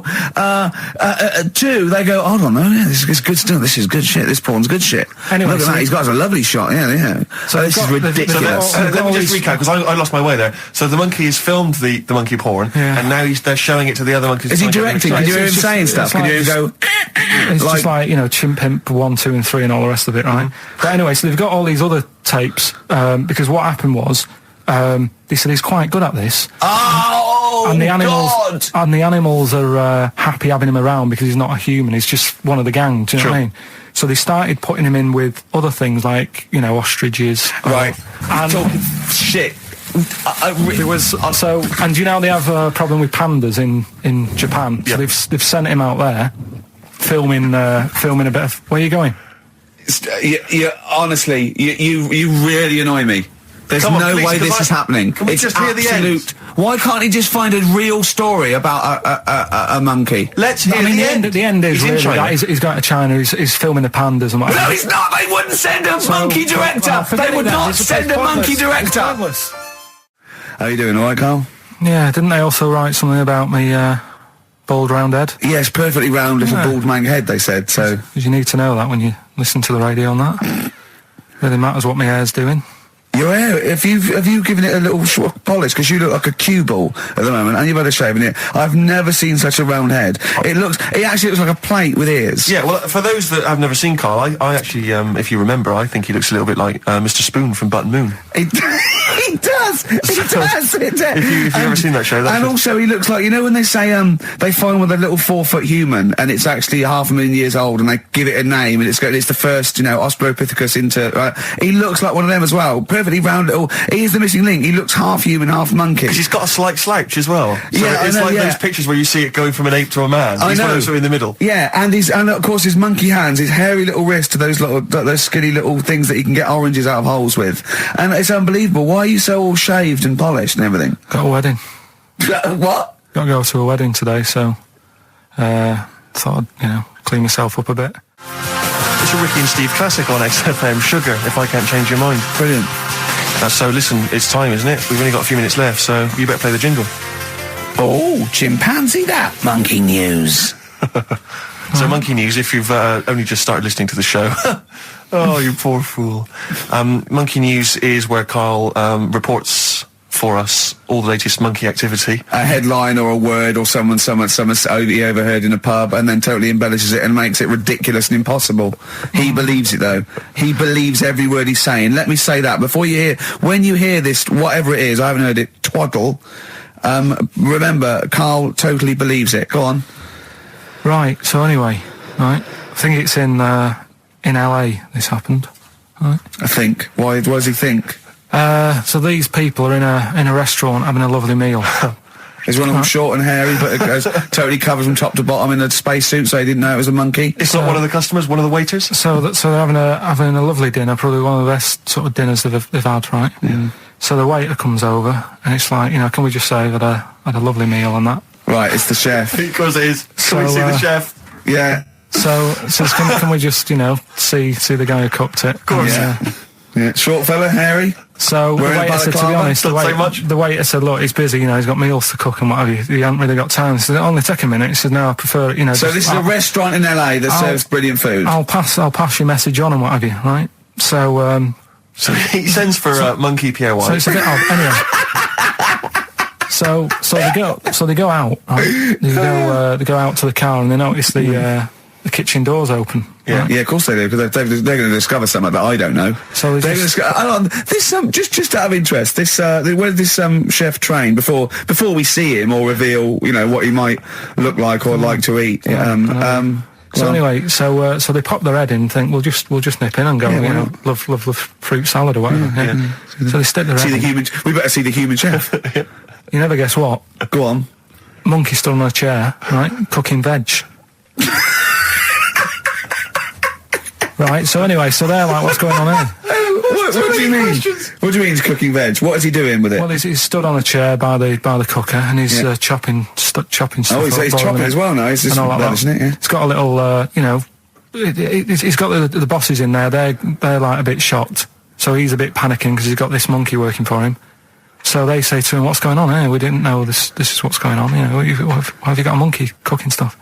So he said, well... Incidentally, a monkey, I should point out, who probably doesn't need instructions from its girlfriend. Forget it.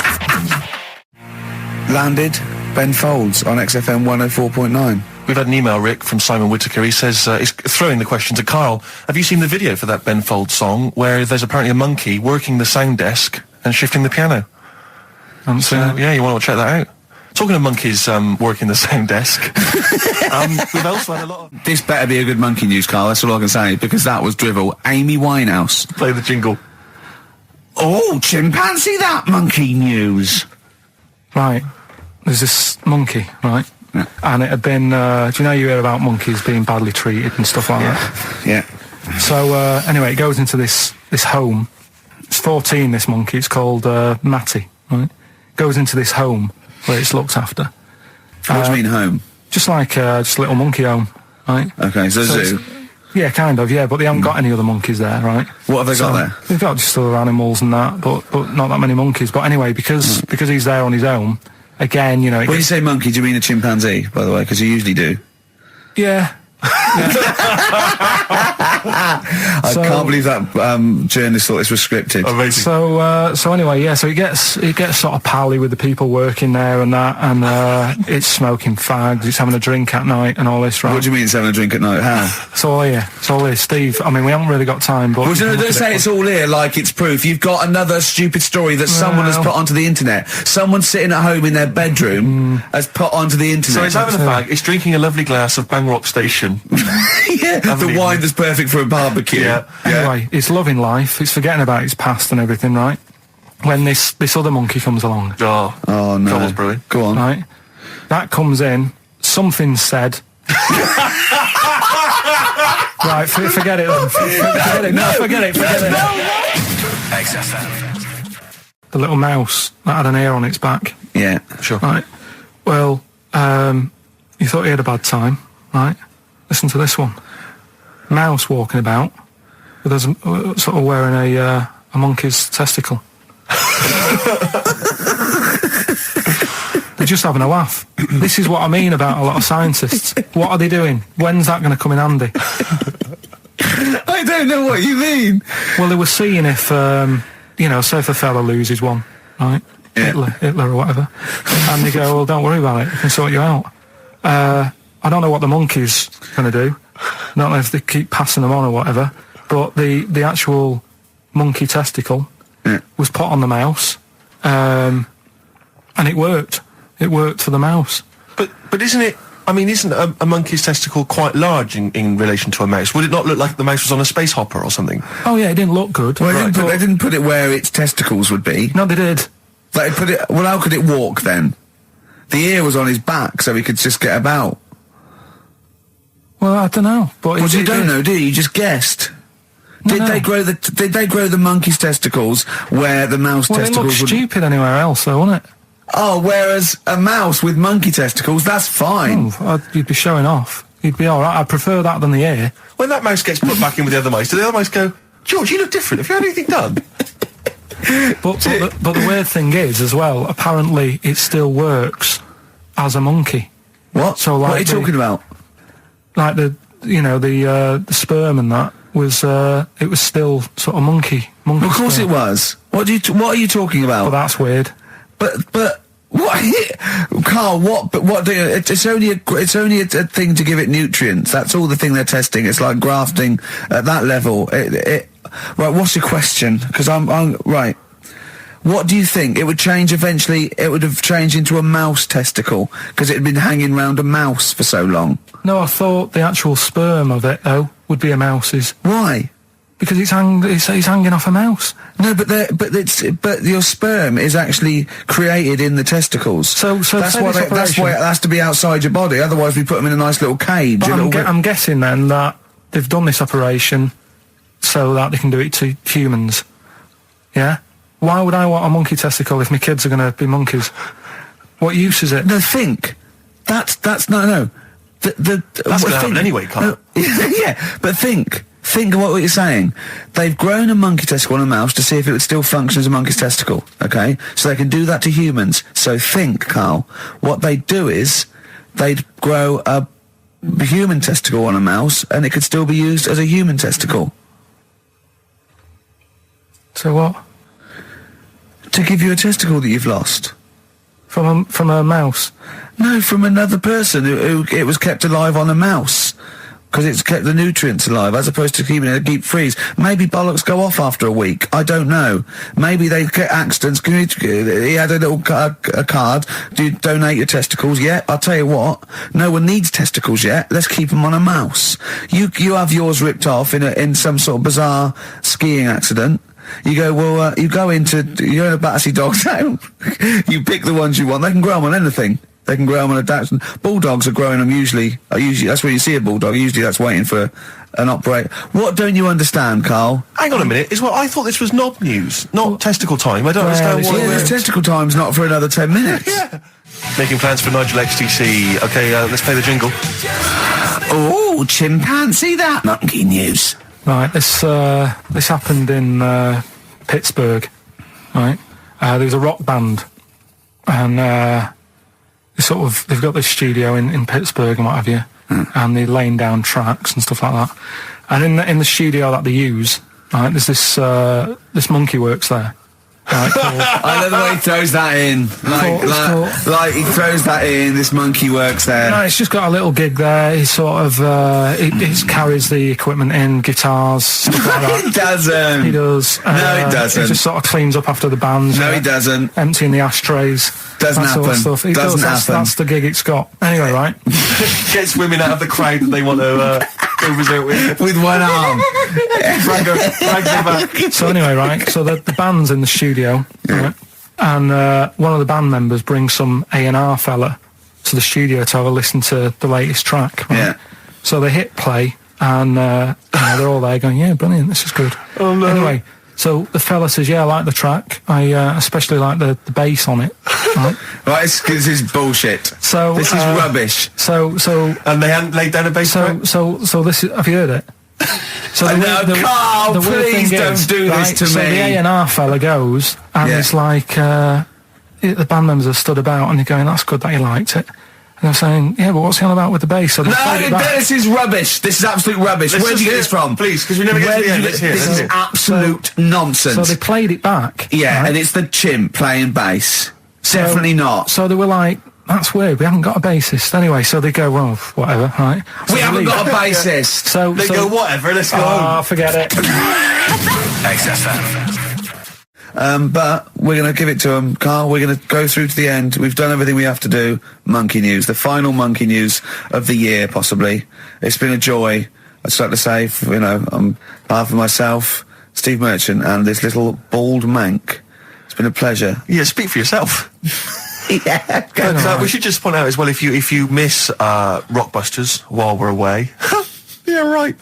You can log on to xfm.co.uk/Rockbusters, where you can actually see Carl himself introducing you to an interactive game of Rockbusters. Looks very much like Blockbusters. It does, surprisingly. But yeah, you can join into that. And there's also talking of monkey news. There's a link on the website. I'm trying to think where you go. I think if you go on my little biography bit, someone's done some animation to some old monkey news. Oh, it's brilliant. Great. Right. Yeah. So if you're having withdrawal symptoms of monkey news, then you can find some classic. And it's monkey animated. news It's classic monkey news. I feel drained today. Do you? Go on. This is the strangest radio show in the world. Yeah. Isn't it? Yeah. Because when we can do that, we can talk about this and go, "Oh, I feel drained today." Just like he's not. Like, no one's listening. Because that's the sort of thing you say socially and no one listens. Like, just when you're watching up, "Oh, I feel drained today." It's rhetorical. Yeah. You're not expecting anyone, not even your loved ones, to go, "Oh, really?" They just go, "Oh, that." But to do it live on air, no one's listening. What I mean is just give us a jingle. But the exactly. But the truth is, the contempt we have for our poor listeners is unbelievable. The listeners aren't listening, and we don't want to be here. So it really is one of the most pointless things ever. No, would have been quite happy to do a full show. But you know what? The flow of it's just. I would love to listen to this back in 10 years. This actual show. Let's keep this forever. Let's keep this show forever. The show, we went early. We were bored. It was the day we were trying to save Africa, but we're a little bit annoyed that no one's listening. Yeah, right. Right, once and for all, the final monkey news of the year. Oh, go on. What were you going to say? No, I was just going to say, if you're not into the Live 8 and you're gay, you're not listening, because you're on a walk. Right, okay. Right. Oh, chimpanzee that monkey news. Right, there's this card game going on, right? in the big hotel in Vegas. Right. the Luxor Hotel in Vegas. Yeah. It was a major card game. All the big players and that Sure. were involved. Right? They're all invited. Anyway, so they all meet up in this dark room at the back of the. Oh, there we go, dark room. At the back They didn't work. They didn't see the little 4-foot hairy fella. So it was brilliant at poker. Like I say, it's a big game, and that everyone's been waiting for it. So it's played in the back room, not in the main entrance bit, right? So anyway, like I say, it's dark in there and what have you, and the players went in. There was already someone sat in there, right? Right. But they couldn't quite see Was he him. a short, hairy bloke with slightly longer arms than legs?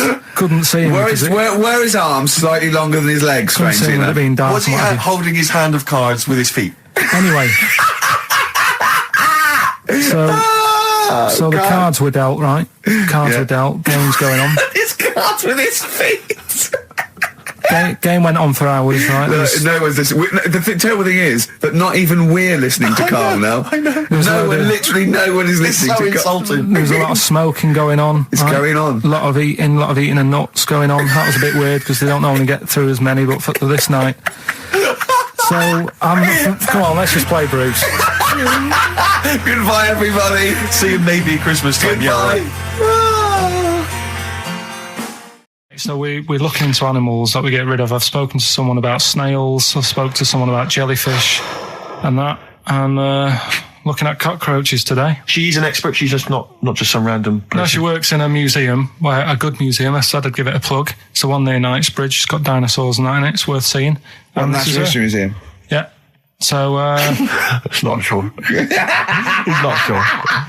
this is what happened.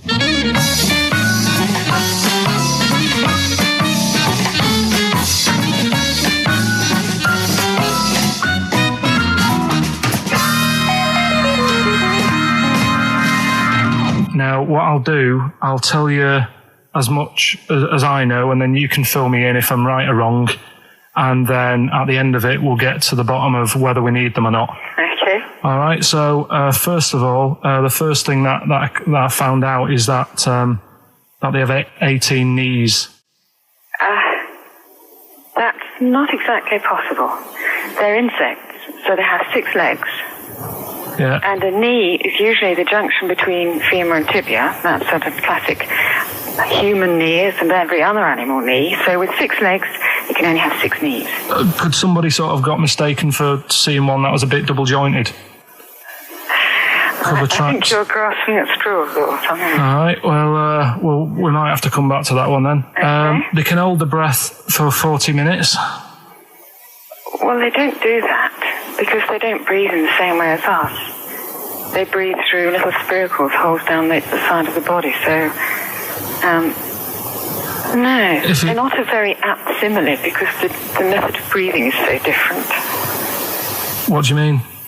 Because insects have a totally different system. They don't have lungs in the way that we do and just breathing through one part of the body. They're actually breathing through every segment of the body all of the time. So even though they've got their mouth shut, they might be able to Their mouth slide. has nothing to do with breathing. So Only just feeding. so you see, maybe that's where someone's gone wrong. Someone's got hold of one and sort of taped its mouth up or something, and Thought it was- got bored after 40 minutes Again, and said, "Well, we'll call it that's a right." pretty unkind thing to do to an insect, even to a cockroach. Yeah, but it's all. Can't do that. Yeah, but No. Pretty unkind thing to do anything, even a cockroach. something else I found out. Yeah. They can live for a week without an head. Well, that's true if they don't bleed to death in the process. But the weird thing is, when I told you that they had 18 knees, you seemed a bit sort of like, don't talk ridiculous. But then we're talking about an animal that can live without an head. So there's a little bit of truth in that one, yeah? Yes. Why, when it was invented, has it got that facility? Say if someone said to humans, we could do that with humans, and, you know, if you lose your head in some accident, it gives you a bit of time to sort of go back to your family and maybe write them a note. You won't be able to have a chat, but write them a note saying, it was my own fault, and it was nice knowing you. Oh, that would be a useful facility, I agree. But cockroaches are great survivors. I mean, they've been around for over 300 million years. They're one of the most primitive insects. All right. Well, I've also, is it true that they do a lot of resting? Apparently they can sort of rest for 75% of the time. Rest. Yeah, they just sit about doing nothing. It's probably true of a vast proportion of the world's fauna. I mean, maybe the 25% that they are working, they're really giving it some, so it might make up. They're probably searching out food, and they can slow down considerably. You can chill insects in the fridge, and they'll become very, very quiet. You might think they're dead. Yeah, but I'm sure, if we were sat in a fridge, we'd go a bit quiet, wouldn't we? Well, you might not know much about it, of course. Yeah, but... Not quite reading the right sources. Well, I've been using the internet. I'm sure there are many useful sources that you could find there, but some of those seem to have been a little misleading to you. So you don't agree with a lot of what I've told you there? No. So cockroaches, can we get rid of them? No. So we're keeping them then? I would say so, yeah.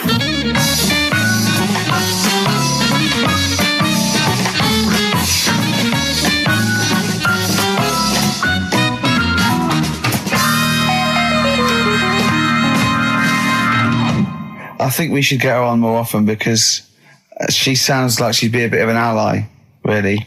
Because she knew immediately that you were talking nonsense. She even said, I think you should be more concerned about your sources, which I've been trying to tell you for a year, right? The fact, I mean 18 knees, where did you get that from? It was on the internet. They can hold their breath for 40 minutes.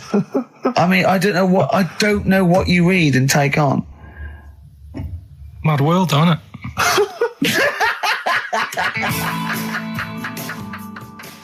Right. The Cure, obviously, Yeah. some. Right, Carl's been taking phone calls for these clues. Right, and so everyone's been saying the same thing for the last one. He's been going, no, and I'm worried, I'm always worried.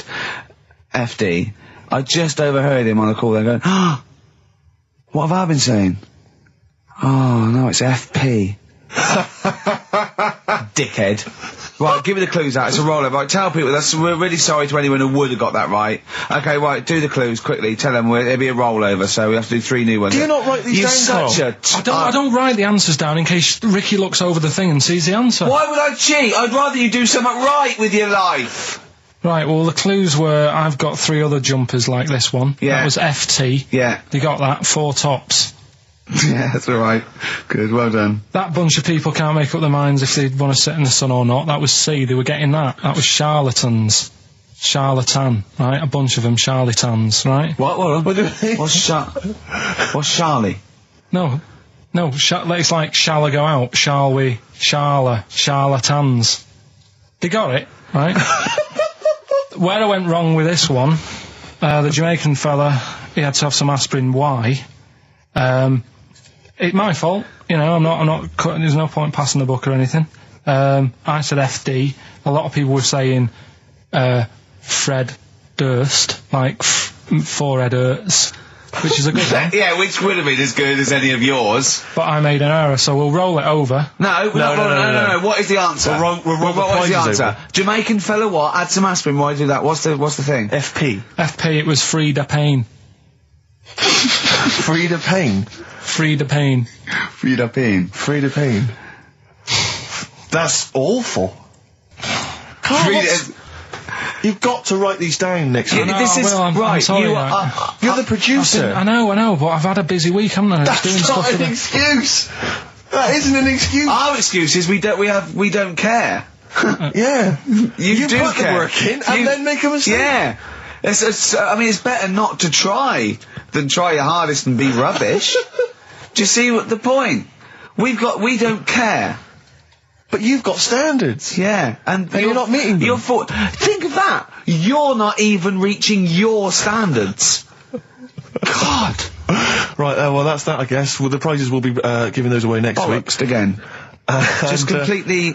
Song for the ladies to end the show with. It's from Nick Cave's new album, Nocturama. This is a track called He Wants You. Back next week. Remember, Frida Payne. I had some exciting news this week, Carl. You'll be pleased to find out. I'm worried that you might get a little bit jealous because it's obviously going to impact on your world quite strongly. Because I know you think you'd like things to be quite samey. You like the status quo to be maintained. You like the fact that in the past, we've had some crosswords. Because I remember. What did you think of me when I first walked in? When I first came in on the first day of XFM? I don't know why you're making a big deal. Do you want to bring because it? I'm just being honest though. I'm just being honest about a lot of people who see you for the first time sort of go, well, he's a bit weird.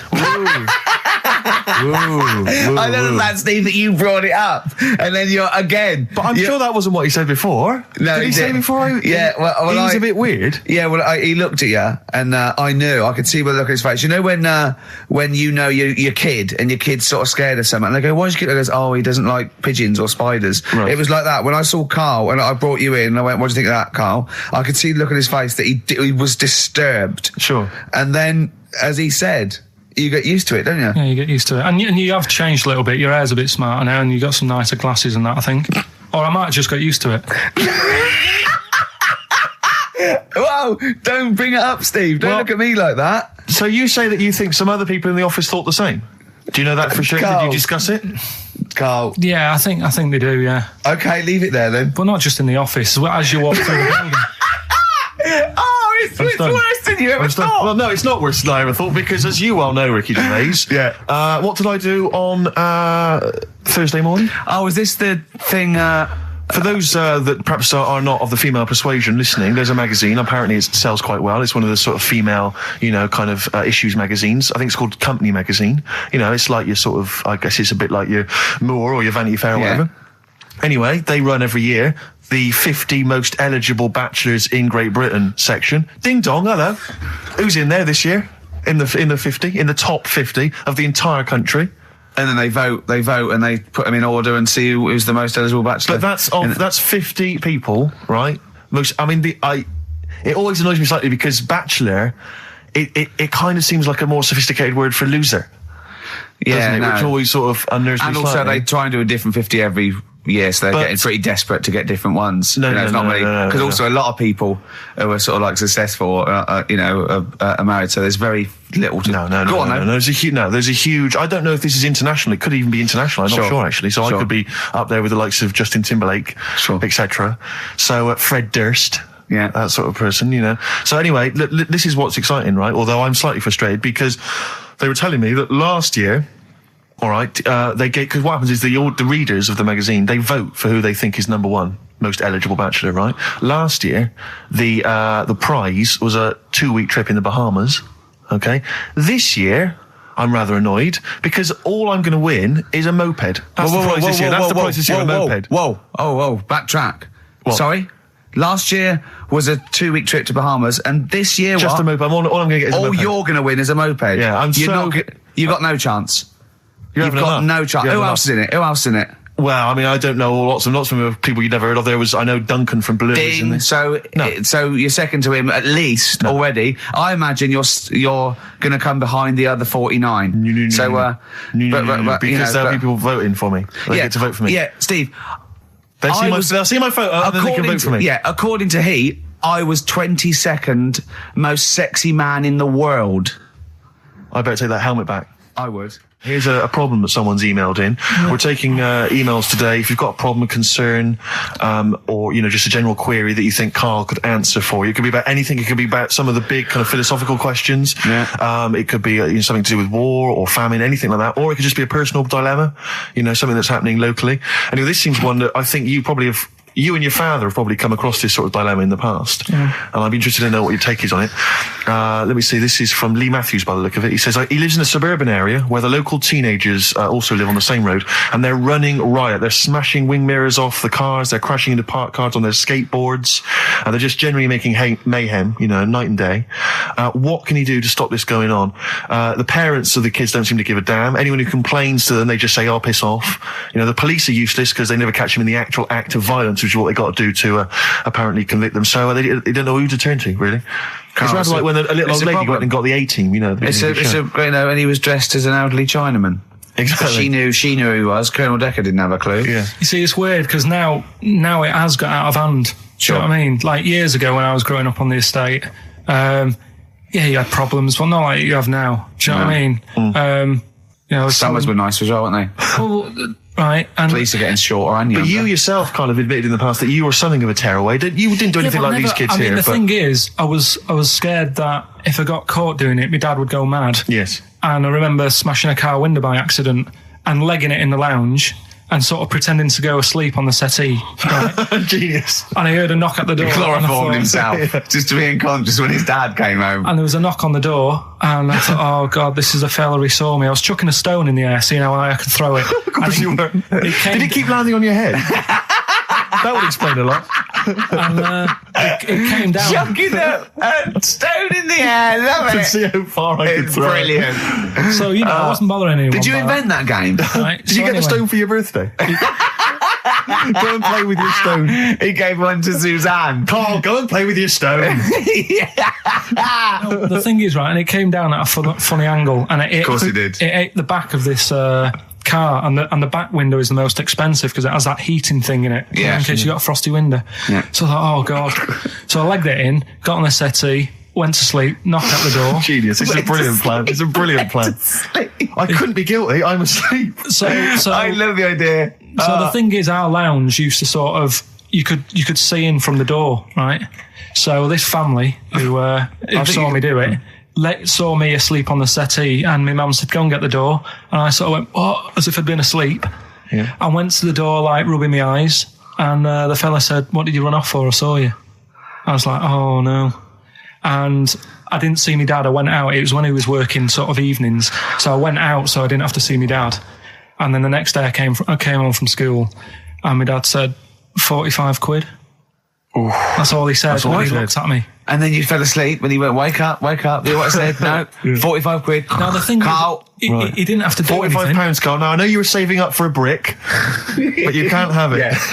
Yeah. Just So, Equally, if you're doing a bigger crime, a bank job or a murder. Remember to take the stocking off your head, because if they wake you up and go, why have you got a stocking on your head? Just go, oh, I had a weird dream.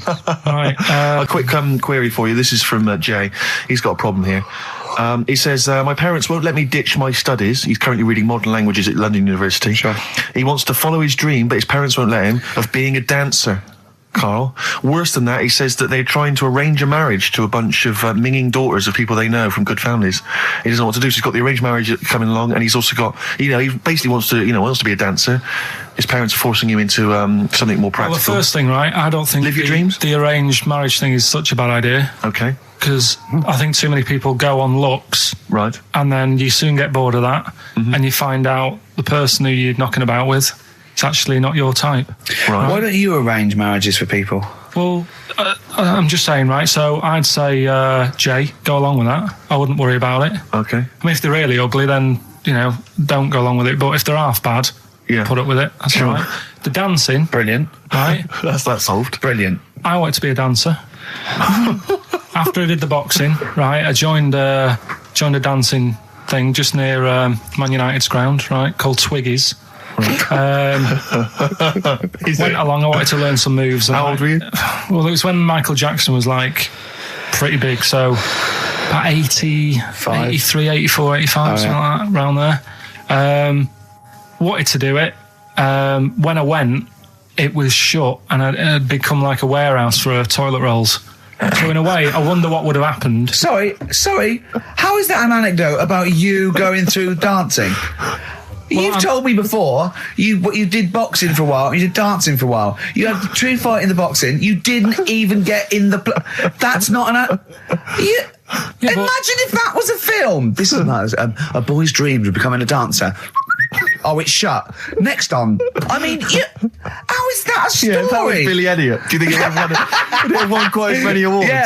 Yeah, brilliant. Footloose. All right, Yeah. I'm fed up. They banned it. Let's go. Oh, it's shut. Splash dance. First, there was. It's a warehouse. Never mind. I'm just saying, you'll find something else. I think I got a go-kart after that. I bought a motorised go-kart and kept myself busy with that. So there's always other Just things. think, Alan Bennett has to sit down and really sweat over his stories. Yeah. He just opens his mouth. You are a living Alan Bennett character. So that's solved. Well, Jay, don't worry about that. There's no emotional problems I can foresee if you follow that advice. So the advice there is do an arranged marriage. If she's not ugly. Minging, Yeah. she's not completely minging. Yeah. And don't worry about dancing. Get a go-kart. Cheers. Last week when I did Do We Need 'Em, do you know when I called up one of the museums and I Science Museum. Yeah, are you talking to me? Yeah, I'm just saying, I wanted to tell you before when the song was on, but you're so busy listening to it. Yeah, was I so busy listening to a song I was playing? Yeah, but we're doing a radio show, aren't All right, we? what's your point? Well, I just wanted to say, she emailed in to say I got her name wrong, so I'm just apologising for that. What did you call her? I think I called her Jessica. What was her name? I don't know, I've got it on email somewhere. This is not an apology. No, I'm You've just got saying. it wrong again! You've not even said her real name. How is that an apology? Well, I read the email, so yeah, I Who are you apologising to? I think her name's Jackie, I think. Oh, you've got it wrong again, haven't you? Well, anyway, and she just said if you want to see dinosaurs and that, go to the museum. You were complaining about that as well, weren't you? You went to a museum and there was too many dinosaurs. He said you just need 4. No, well, Steve, have you been to the one in Knightsbridge? I think this so. one that I called up, right? It's nice. You go in, you get a good collection of stuff. You walk in, there's 3 or 4 dinosaurs. You've had enough, right? I went into New York, right? I went to the museum there, hundreds of them. You can't move for dinosaurs. Yeah. It's almost like they're responsible for them being extinct. There's loads of them. So all I'm saying is, if you want to see a dinosaur, go to the one near Knightsbridge. They've got a nice selection, some old vases and stuff. It's worth going. So Oasis and Songbird. It's a nice little ditty It's all right, yeah. of a Saturday. Yes, thank you. XFM 104.9, Ricky Gervais, Steve Merchant, Karl Pilkington. I think we should go straight into it, Karl. I think we should do the competition. There's Karl in the corner. It seems a little premature. Do you reckon? Yeah, I Do you think reckon so. it's so good? It's Yeah, so good. We should tease it out of them. Well, it's a big thing. It's just that I've got absolutely nothing to say. Sure. I haven't really. Well, I mean, like often I know you all have spoken to Karl in the week. This week, for some reason, I've been speaking to him. Oh, right. I spoke briefly to him about Michael Jackson and the documentary. Yeah. Now, of course, I thought that was extraordinary. Amazing, I asked amazing Karl's piece of opinion. work. Yeah. And he didn't mention to me the fact that Michael Jackson likes to climb up in trees. No. He didn't mention anything about his bizarre relationship with children. He didn't mention anything about his obsessive billionaire spending sprees. Right. He didn't mention anything about the mannequins he has in his thing, or the fact that he drives around his sort of 7 hotel suites in Las Vegas in a little kind of old people's scooter.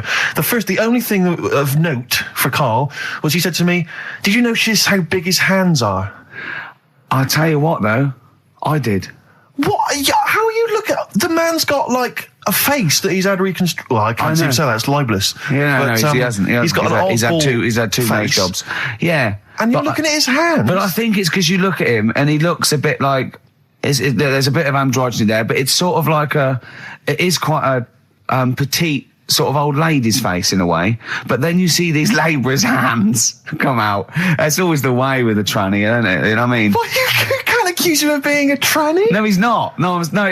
What are you saying? No, I know He's got enough issues. Now you're accusing him of being a tranny. I like him. I thought he came out that brilliant. I thought it was really. I really felt sorry for him.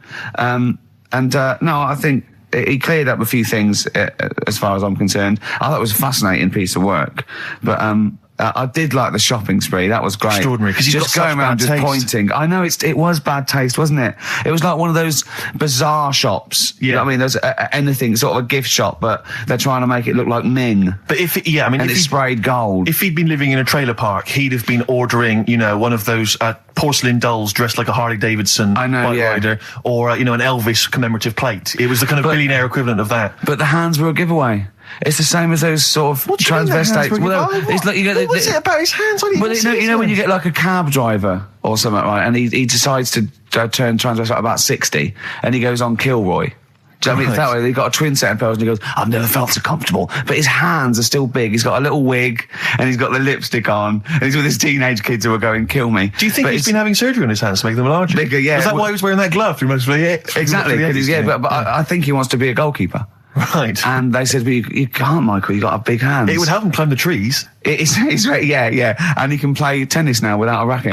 Yeah. So what did you make of it, Karl? Were you intrigued? The Michael Jackson thing, it's, it was all right. But, that got a load of attention in the press. But the Trisha programme got nothing. Okay. Which, I know, Steve called me up in the week, right? 10 o'clock in the morning, I was at work. And he goes, I think so at 10 o'clock. Preparing this show. Most people go to work about 8, 9. Are you watching Trisha and that? I said, no, what is it? He goes, oh, you'll be loving it, right? Freaks. Was it Help Me, My Mum's a Freak? Siamese twins. Right. So I couldn't watch it, but he said, it might be on again because they repeat stuff on ITV2. Right. So I had my dinner late, right? Instead of having it at like 1 o'clock like I normally do, I had it at like 2:30. Yeah. Sat in the office, put the telly on, ITV2. These Siamese twins. Did it blow your mind? It was amazing. You know, we talk about a lot of things on the show quite a lot. The Airy kids crop up a lot. I was waiting. It's been 10 minutes and you haven't mentioned the Airy kid. Right, and last week we were talking about Siamese twins, weren't we? So it was weird that this programme was on, but it was amazing. I mean, what I think you can't refer to them as Siamese twins. I think they're known as conjoined twins. Why? I think Siamese is maybe considered derogatory or as an old antiquated phrase. Yeah, I think it's because the first famous ones were actually from Siam. Right. But anyway. And that doesn't exist anymore. No, it's conjoined, Carl. Yeah. Get the phrase right. But you'd think that if that's happened to you, that wouldn't be that sort of offensive. The names that you must get called. Right. You think that's the least of your Siamese worries? twins, I'd say, well, that's, Now, were you stunned by where they were connected? Just live with it, we'd say. Because they were connected, of course, at the forehead. Oh. Sort of, which was quite extraordinary. Well, there was one set of Siamese twins. One had a job and the other one didn't. That's ludicrous. Yeah. The other one was unemployed. The other one had a job. She had to go to work. She had to get up at 6 o'clock on her day I'm off. supporting you, literally. Yeah. Then they get done off the social for sort of... Yeah, because the other one was signing on. That wasn't a question that Trisha asked. Annoyingly, because I know that much of the audience was thinking that. There was a few things that didn't crop up. What questions would you have asked of them? Because what things did you feel weren't mentioned?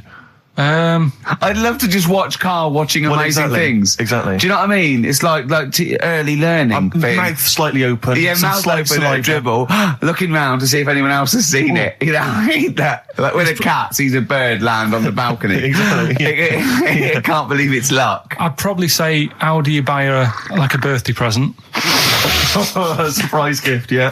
Because everything's ruined. Sure. Right? I'd probably ask... Yeah. Well, did you not think it was interesting that one of them had a boyfriend? Well, that was a bit weird, wasn't it? Uh-huh. But what was the other thing that I was thinking when I was watching it? I was thinking if one got into crime and that was sent to prison, right, what would happen? How would you handle that? It's brilliant. It is brilliant. If a chimp could talk. And what was the other one? The other thing was, what did he talk about? Because it's not as if you can say, well, guess what I did today? Do you know what I mean? Yeah.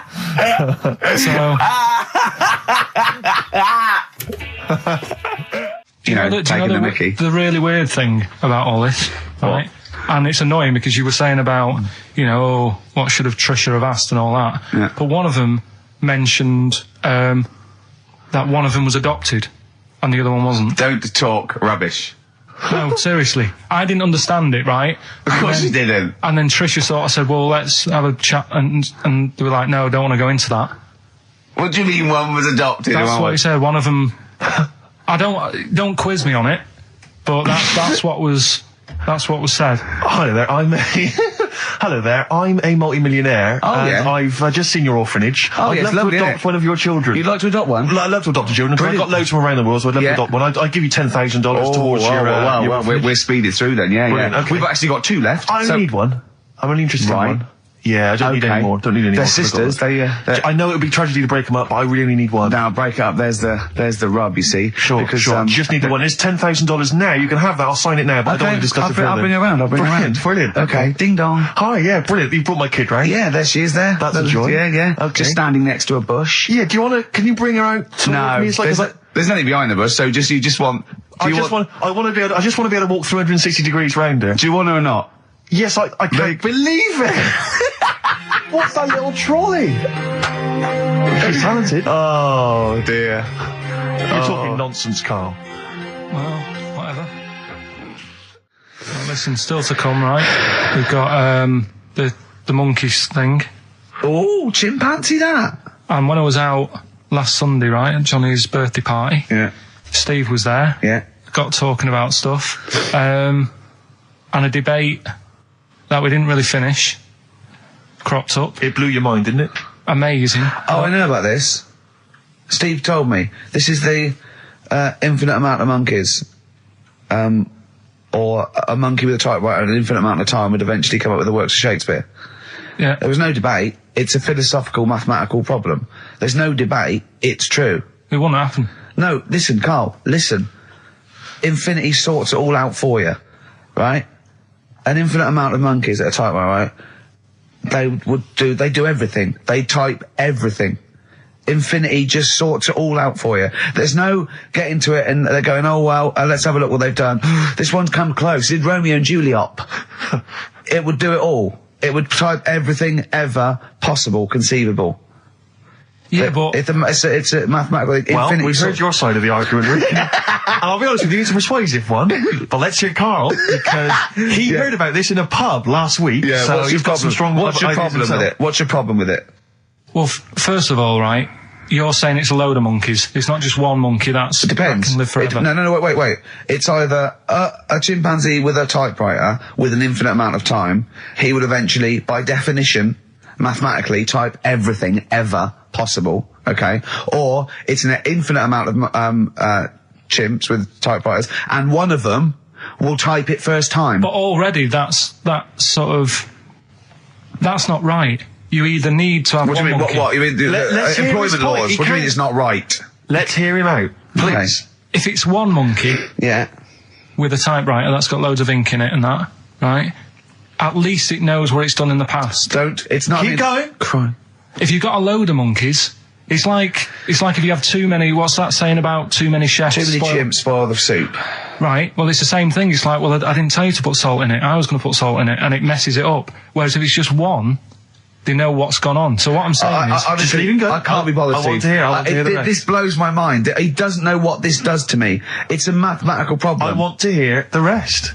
well, it's just I just don't think it will happen. What do you mean you don't think it'll happen? Infinity works it out for you by definition. Well, what's stopping them typing the same thing again? They would.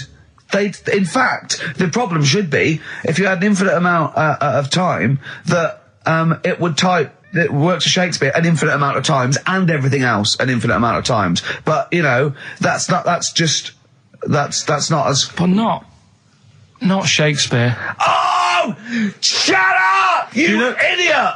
Rick, do you know what he said to me? I said to him, I explained it to him. I said, God. you've got an infinite number of monkeys, infinite number of typewriters. They will type the complete works of Shakespeare. He said, have they read Shakespeare? You're an idiot! Play a I said record. no. I'm not having this They're not conversation. doing it from I'm not memory. having it because it really, really winds me up. But you're saying they'll do it with no spelling errors. Well, they do it an infinite amount of times. And they do it wrong an infinite amount of times. And they spell the last full stop wrong an infinite amount of times. And they get one thing wrong in Hamlet wrong an infinite amount of times. They do everything an infinite amount of times. But are they going off a story that they've... Play a record, Carl, because I'm going to knock you out. I'm just saying, Shut up! do they know the story? Oh, They're monkeys! Oh, Christ. No, Right, but- okay. Lloyd Cole, she's a girl and I'm a man. Good that, innit? On XFM, 104.9, Ricky Gervais, Steve Merchant, Karl Pilkington. As ever, Rick, there's always someone who steps in to defend Carl. Okay, what is the defence? What is the defence? Here's an email from Scott Coomer. He says, Carl is actually right. I've got an A-level in statistics and probability. It doesn't matter how long they have and how many monkeys you have. You cannot guarantee they would type the complete works of Shakespeare. Infinity makes it probable they would get it right, but not definite. Yeah. Well, yeah. Yeah, that's what I was saying. No, you weren't saying, Carl. You don't understand it. Infinity sort of sorts it out. That if they do anything, they nearly do everything, won't they? No, I mean, they'll give it a good shot. No, that's not the point. But the I'd point be is this. surprised if they did one page right. Right, listen. It's not to do with consciousness. It's not to do with them aiming. They are just bashing away at the keyboard. It's like they're used to show that there isn't consciousness. They chose the chimpanzee because it can type, presumably, hit the keyboard. It's because they hadn't come across you at the time.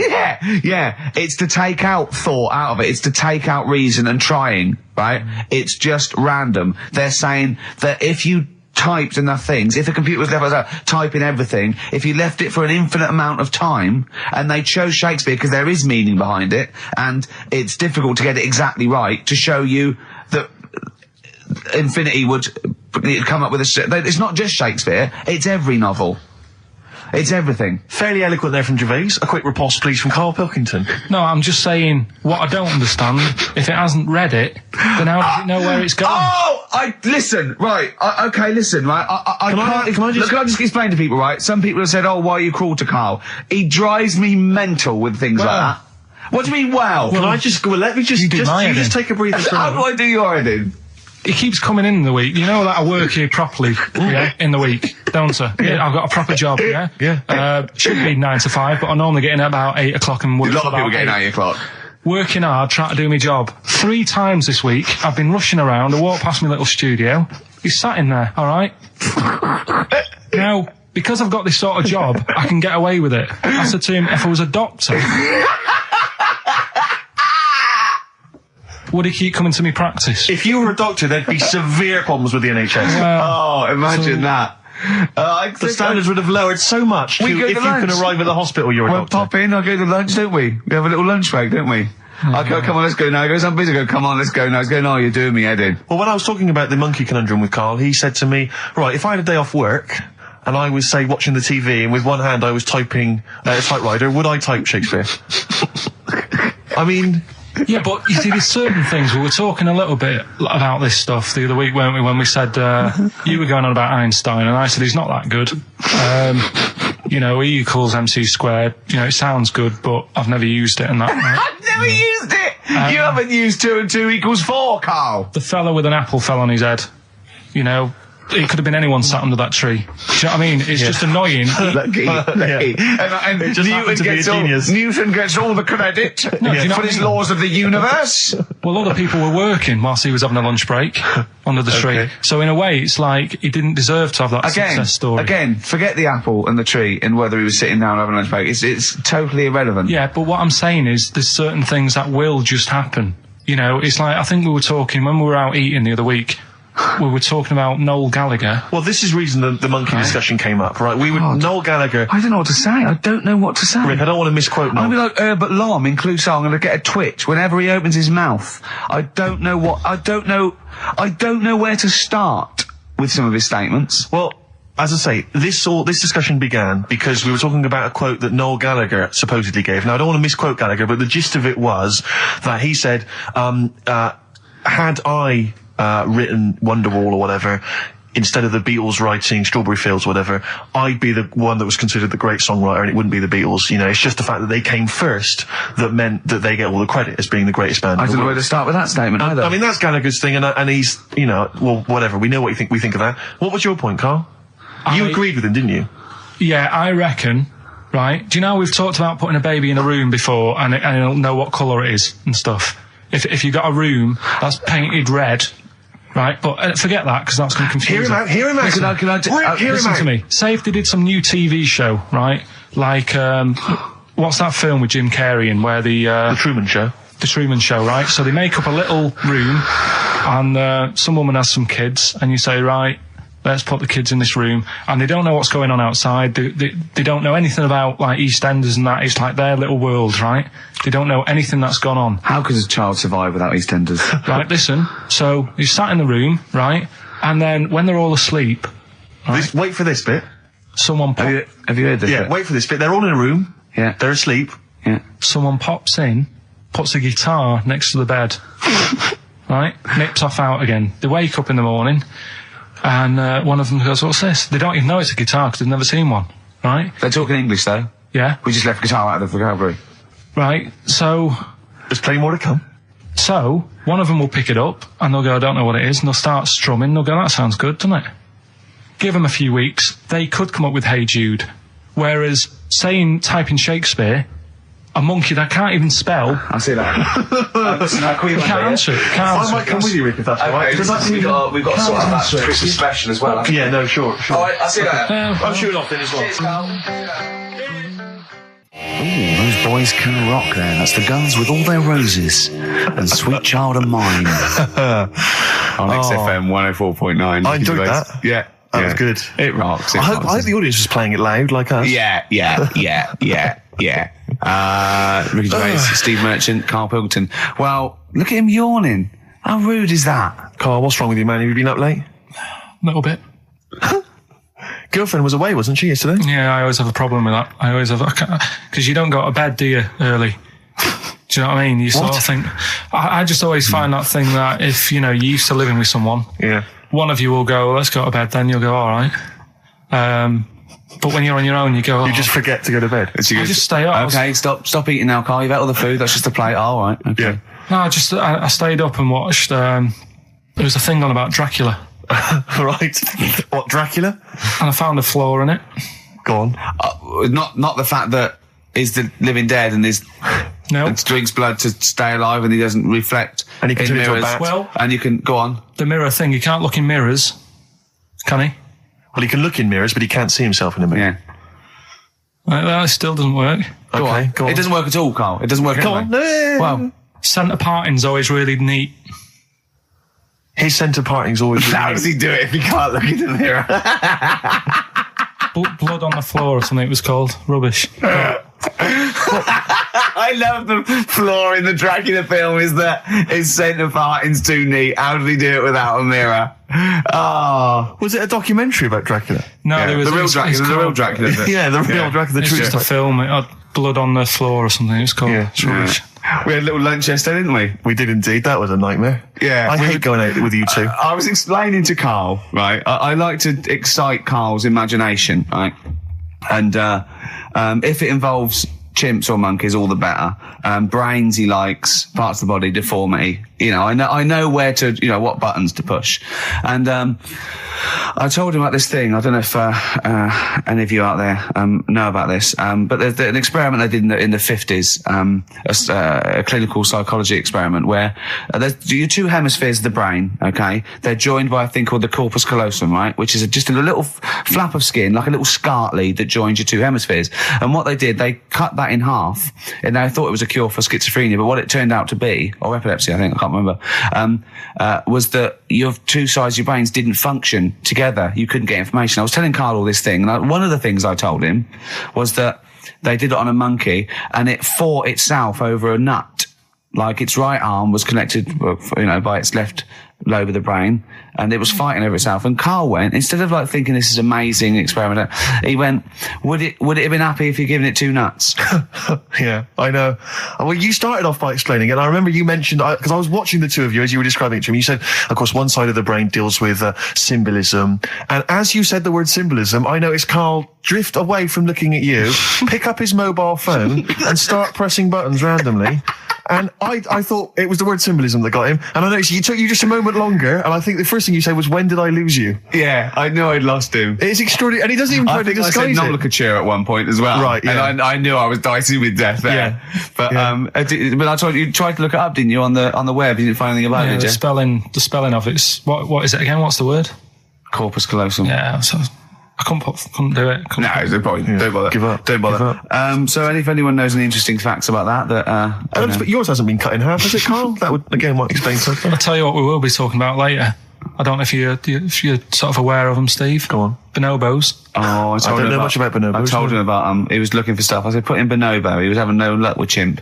And they're a form of chimpanzee, but they're even closer to us, evolutionarily speaking. They've got their social groups are more like ours. They're more intelligent, and he was loving it, weren't you? So is it human bonobo Carl? Is that how it works on the evolutionary ladder? Chimp Carl. Yeah. Talking about him. So we're talking about bonobos. You're excited about that? Yeah, That's coming up in monkey news? No, I think it's a bit of a monkey bonus. Something else we're giving away. The Shining. It's just more throwing away, isn't it? Once again, is it on video? Once again, it's on VHS. Just because you buy it out of your own money, Carl, stop being so mean. And I want to watch it tonight because it's one of those films that... So you're going to watch this video and then you're going to send it to someone as a prize? Yeah, it's one of them films that... Sorry, what, you just said yes to that without blinking? Oh, yeah. You don't think, Les Dennis doesn't have a quick go in the car on Family Fortune before he gives it away? It costs Jim Bowen $5.99. has a go at those his and her towel racks. It costs $5.99, Carl. Okay, this is Carl in the classic The Shining. And what's the question? Well, we might ask that afterwards. Okay, then.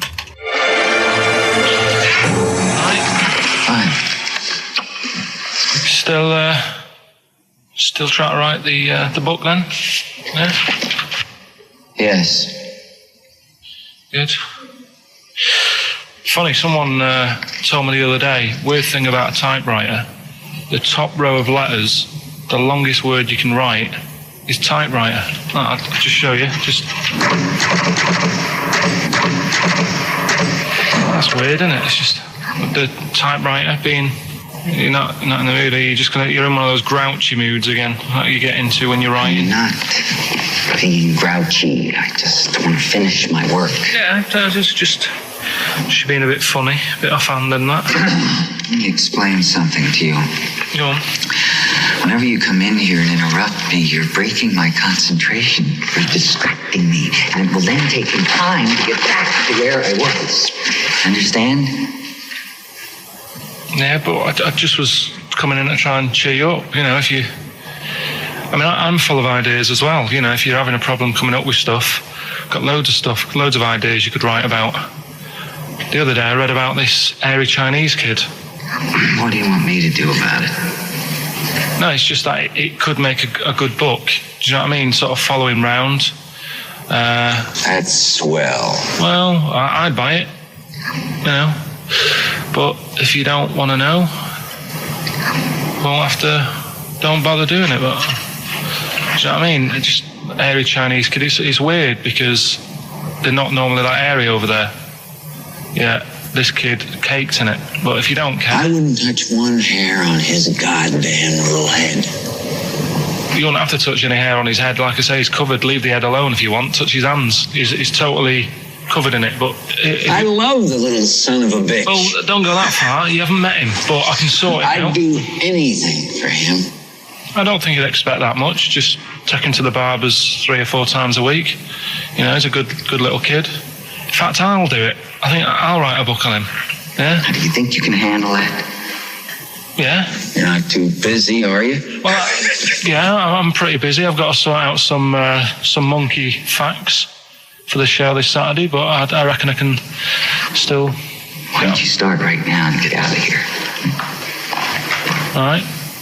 I will. If you're going to be like that. Couldn't borrow a pen, could I? See you later. There you go. Haunting stuff there. Karl Pilkington in The Shining. In the film, Jack Nicholson goes crazy because the suggestion is he's maybe possessed by demons that maybe are in the hotel. But, if I was stranded in a desolate hotel, removed from all human contact with Karl, I'd go mental with an axe without being possessed by demons. That's more chilling to me, trying to get some work done and you keep wandering in. I'm trying to get Karl to spend a couple of days in the caravan with me, just for the head of it. And he won't. I've offered him money, won't I? I think it'd be a great laugh, wouldn't it, Karl? Oh, yeah, great. That would be terrifying. No, I want to film it. I just want to film it. Like a little video diary. There's Karl there, he's just waking up. Well, if I was stranded in that would be like I may as well be with Freddy Krueger and Jason Voorhees. That's more scary. The thing is, Ricky doesn't mess you about as much as he messes me about. No, you see, you've given him an inch. You've given him an inch and he's taken a yard. 12:30 you got in today. In 30 minutes between 12:30 and 1.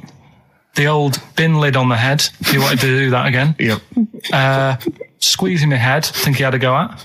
And karate chop on the back of the neck. Yeah. All in 30 minutes. Yeah. Who else can say that? Wait, what were you thinking during the quiz then, when the questions were coming out? What were you thinking of?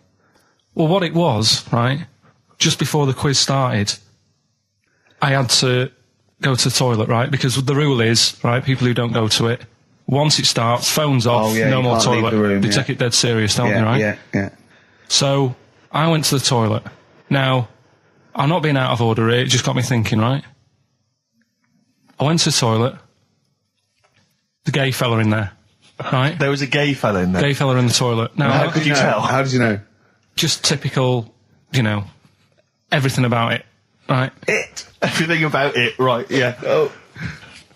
What, large handlebar moustache, leather cap. Butt plugs, amyl nitrate. Could I just say that these views do not reflect the views of the management of XFM or me and Steve. Or most of the people in this country. Go on, Karl. What's your problem? Yeah, but this is what I'm worried about, really. But this is why I only got Danny Minogue right.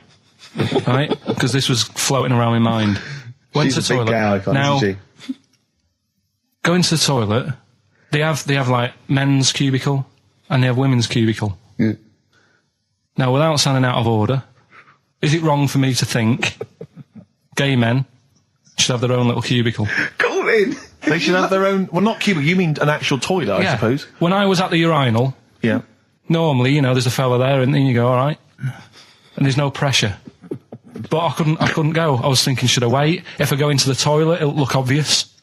Yeah. I had loads of pressure, and this was what were going you on. worried about? I'm so sorry. What were you concerned sorry, about? viewers? I'm so Well, sorry. it's like, right, listen, when I was a kid, right, and it's all right for you to go into women's toilets when you're a kid, it's like, oh, it's a bit cute, Yeah. right, as long as you're not, like, over 15 or something, right? Right. But when I was a kid, I went into a toilet, and women, when they use their little cubicles, they don't shut the door. Some of them just sit down on the toilet, Yeah. right, and you see everything.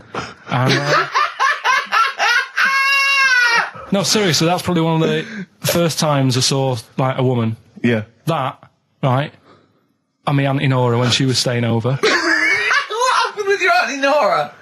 She was, she's into wearing caftans. Into wearing what? Caftans. Oh, yeah. What caftans? Big, bellowy sort of dresses. Right. And, yeah, I used to sit on the floor at home in front of the telly. Sure. She was on the chair behind. Yeah. She did a bit of a sort of a Sharon Stone scene. Oh, God. Yeah. Did you see it? There was no underwear. No. What age were you? What was it like? What age were It you? was like a ripped tennis ball. What? Right, we're off air. We're off air. Either that or put us in for the Sonys. I'm a little bit concerned Yeah. about your toilet discussion. What exactly is your point again? I was Yeah, just a bit bemused. You see, it's a tricky one. All I'm saying is, right, there I was at the pub quiz. I go to the toilet, not thinking about anything. I try to go, right, there's a little gay fella next to me. I love this little gay fella. Now, the weird thing is, there's nothing stopping him having a little glance, right, because he's allowed in the fella's toilet. Yeah. Now, I'm not allowed to go into the woman's toilet and have a little look round. Right. So all I'm saying is, should they have another toilet area? What, for gay people? Yeah. And so this would be gay men and lesbians? Is that going to complicate things? I mean, I can only assume. I mean, to what point? I'll ask you a question, right? If you're intimidated, that's a shame. But most gay men aren't looking at your knob. You know that. What do you mean? I can only say that 99.9% of gay men who use a urinal standing next to what they assume is a heterosexual man aren't looking at his knob. What are they doing then? They're emptying their bladder. No, but the thing is, I can't talk. you're politics saying, for Carl. you're saying like, about would you have one toilet for lesbian women and gay fellas, right? What does that mean? Would it be mixed? Would it just be? Well, would it have a man on one? That's heterosexual man. One little picture of a woman, there, and then what? What would the little icon be? A man and a woman? A man and a woman. Just having a chat? Yeah. In pink and dot But lines. you couldn't mix them because then what would happen is you'd get people who are going, oh, I'll play up to this a bit, What, pretend to be gay? and sort of grow a moustache and shave their head. And pretend to be a lesbian. Right. Yeah. So, I see. So, people pretending to be gay so they could go in and have a look at the lesbians. Yeah. Right. So that would mean that we need 4 cubicles now, would we? Yeah, no, this is fine. 4 cubicles. So every pub How now... many toilets do we need at the Every pub's moment? now got 4 toilets. Oh, Carl, bisexuals. Yeah. Now, interesting. Bisexuals. How many toilets do we need now? Call the council. Do you use any? Huh? No. No, because they're interested in everything, aren't they? Because the little bisexual fella will be looking at your knob. Right. With them, Yeah. what you do, you just have a door, you open it, and there's one urinal there, so you can't get a queue. They have to sort of wait. I just thought that, well, why can't there just be a thing between the urinals so no one can look at anyone else's knob? Wait a minute. Just to go back to Ricky's point, what stops, even if we've got the toilet for gay men, what stops the gay men who want to have a look at your willy going in the regular toilet and pretending that they're straight? Most men don't Who is wear, gonna police don't this? wear gay across their No, heads. exactly. They don't have a tattoo. There's no branding yet in the British house where they have to declare. So we're going to have to expand this. What So we've do all you- got to carry identity Do you know cards. you can see a gay, can you? Coming a mile off. No? No, I'll just hold it in next time. No. Can you tell gay men? Do you know a gay man? I'd say probably if you did if you lined some people up and said point them out, I reckon I'd get. But hold on, we're not talking about people dressed in leather with the arse cut out and an handlebar moustache. Yeah. We're talking about, the everyday, No, non-seen. of course, no. Well, yeah, but I mean, suppose I put you in a room and there was 10 naked men, right? Yeah. And there's 5 gay men and 5 hetero. Could you walk along that line looking at those gay... Am I naked? No, you don't have to be naked. Why would you have to be naked? To catch them out. Play a record! How would you catch them out? Don't go into it. Don't go into it. Don't go into it. Play a record. Right, there was this is what it's like about getting presents and stuff, right? With my mum and dad. Go on. My mate, Colin, right? He Colin had, Makin? No, Colin Bailey. Oh, right? yeah. He had a little Sinclair Spectrum, right? Yeah. Computer, Yeah. which was like the thing to have at that yeah, time, yeah, right? yeah. You used to always go round to his house. The deal was... Not the one you had to play through the window because you weren't allowed No, that's another lad. Oh, right? yeah. This is a different lad. And the deal was, he came to our house, and my mum gave him a pie. And then I'd go round to his, and I'd stay there for a few hours playing, Hungry Horace and stuff like that on it. Sure. Right? Now, my mum and dad knew that I really wanted one of these computers, right? So I waited about a year. Came round to Christmas Day. I thought, I reckon might have one. Turned out they bought me the wrong one. They bought me a ZX81 instead of a Spectrum, right? And Christmas Day, I'm there trying to load the games up. It's not working. I'm thinking, what's wrong, right? And the thing with me when I was a kid, I used to get quite sort of agitated. This is quite easy, the moment. right? I found out that it needed a RAM pack to make it work, right? Looking in the thing and it's saying, and make sure you put your RAM pack in the back. And I was like, oh, where's the RAM pack? And my dad's going, I don't know, I've got you the main bit. That's it. So I was that wound up, I just was sick, right? Just sick. I didn't feel sick or anything, I just was like, oh God. Went to the sink, just sick. Because I was that on edge about it. I said, come on, we've got to get one. And my dad's like, Tandy's shut, we're not gonna get anything today. Ruined again, Christmas Day. That was after the year when my train set got blown up by our kid. The following year, no RAM pack. And now you ask me why don't I get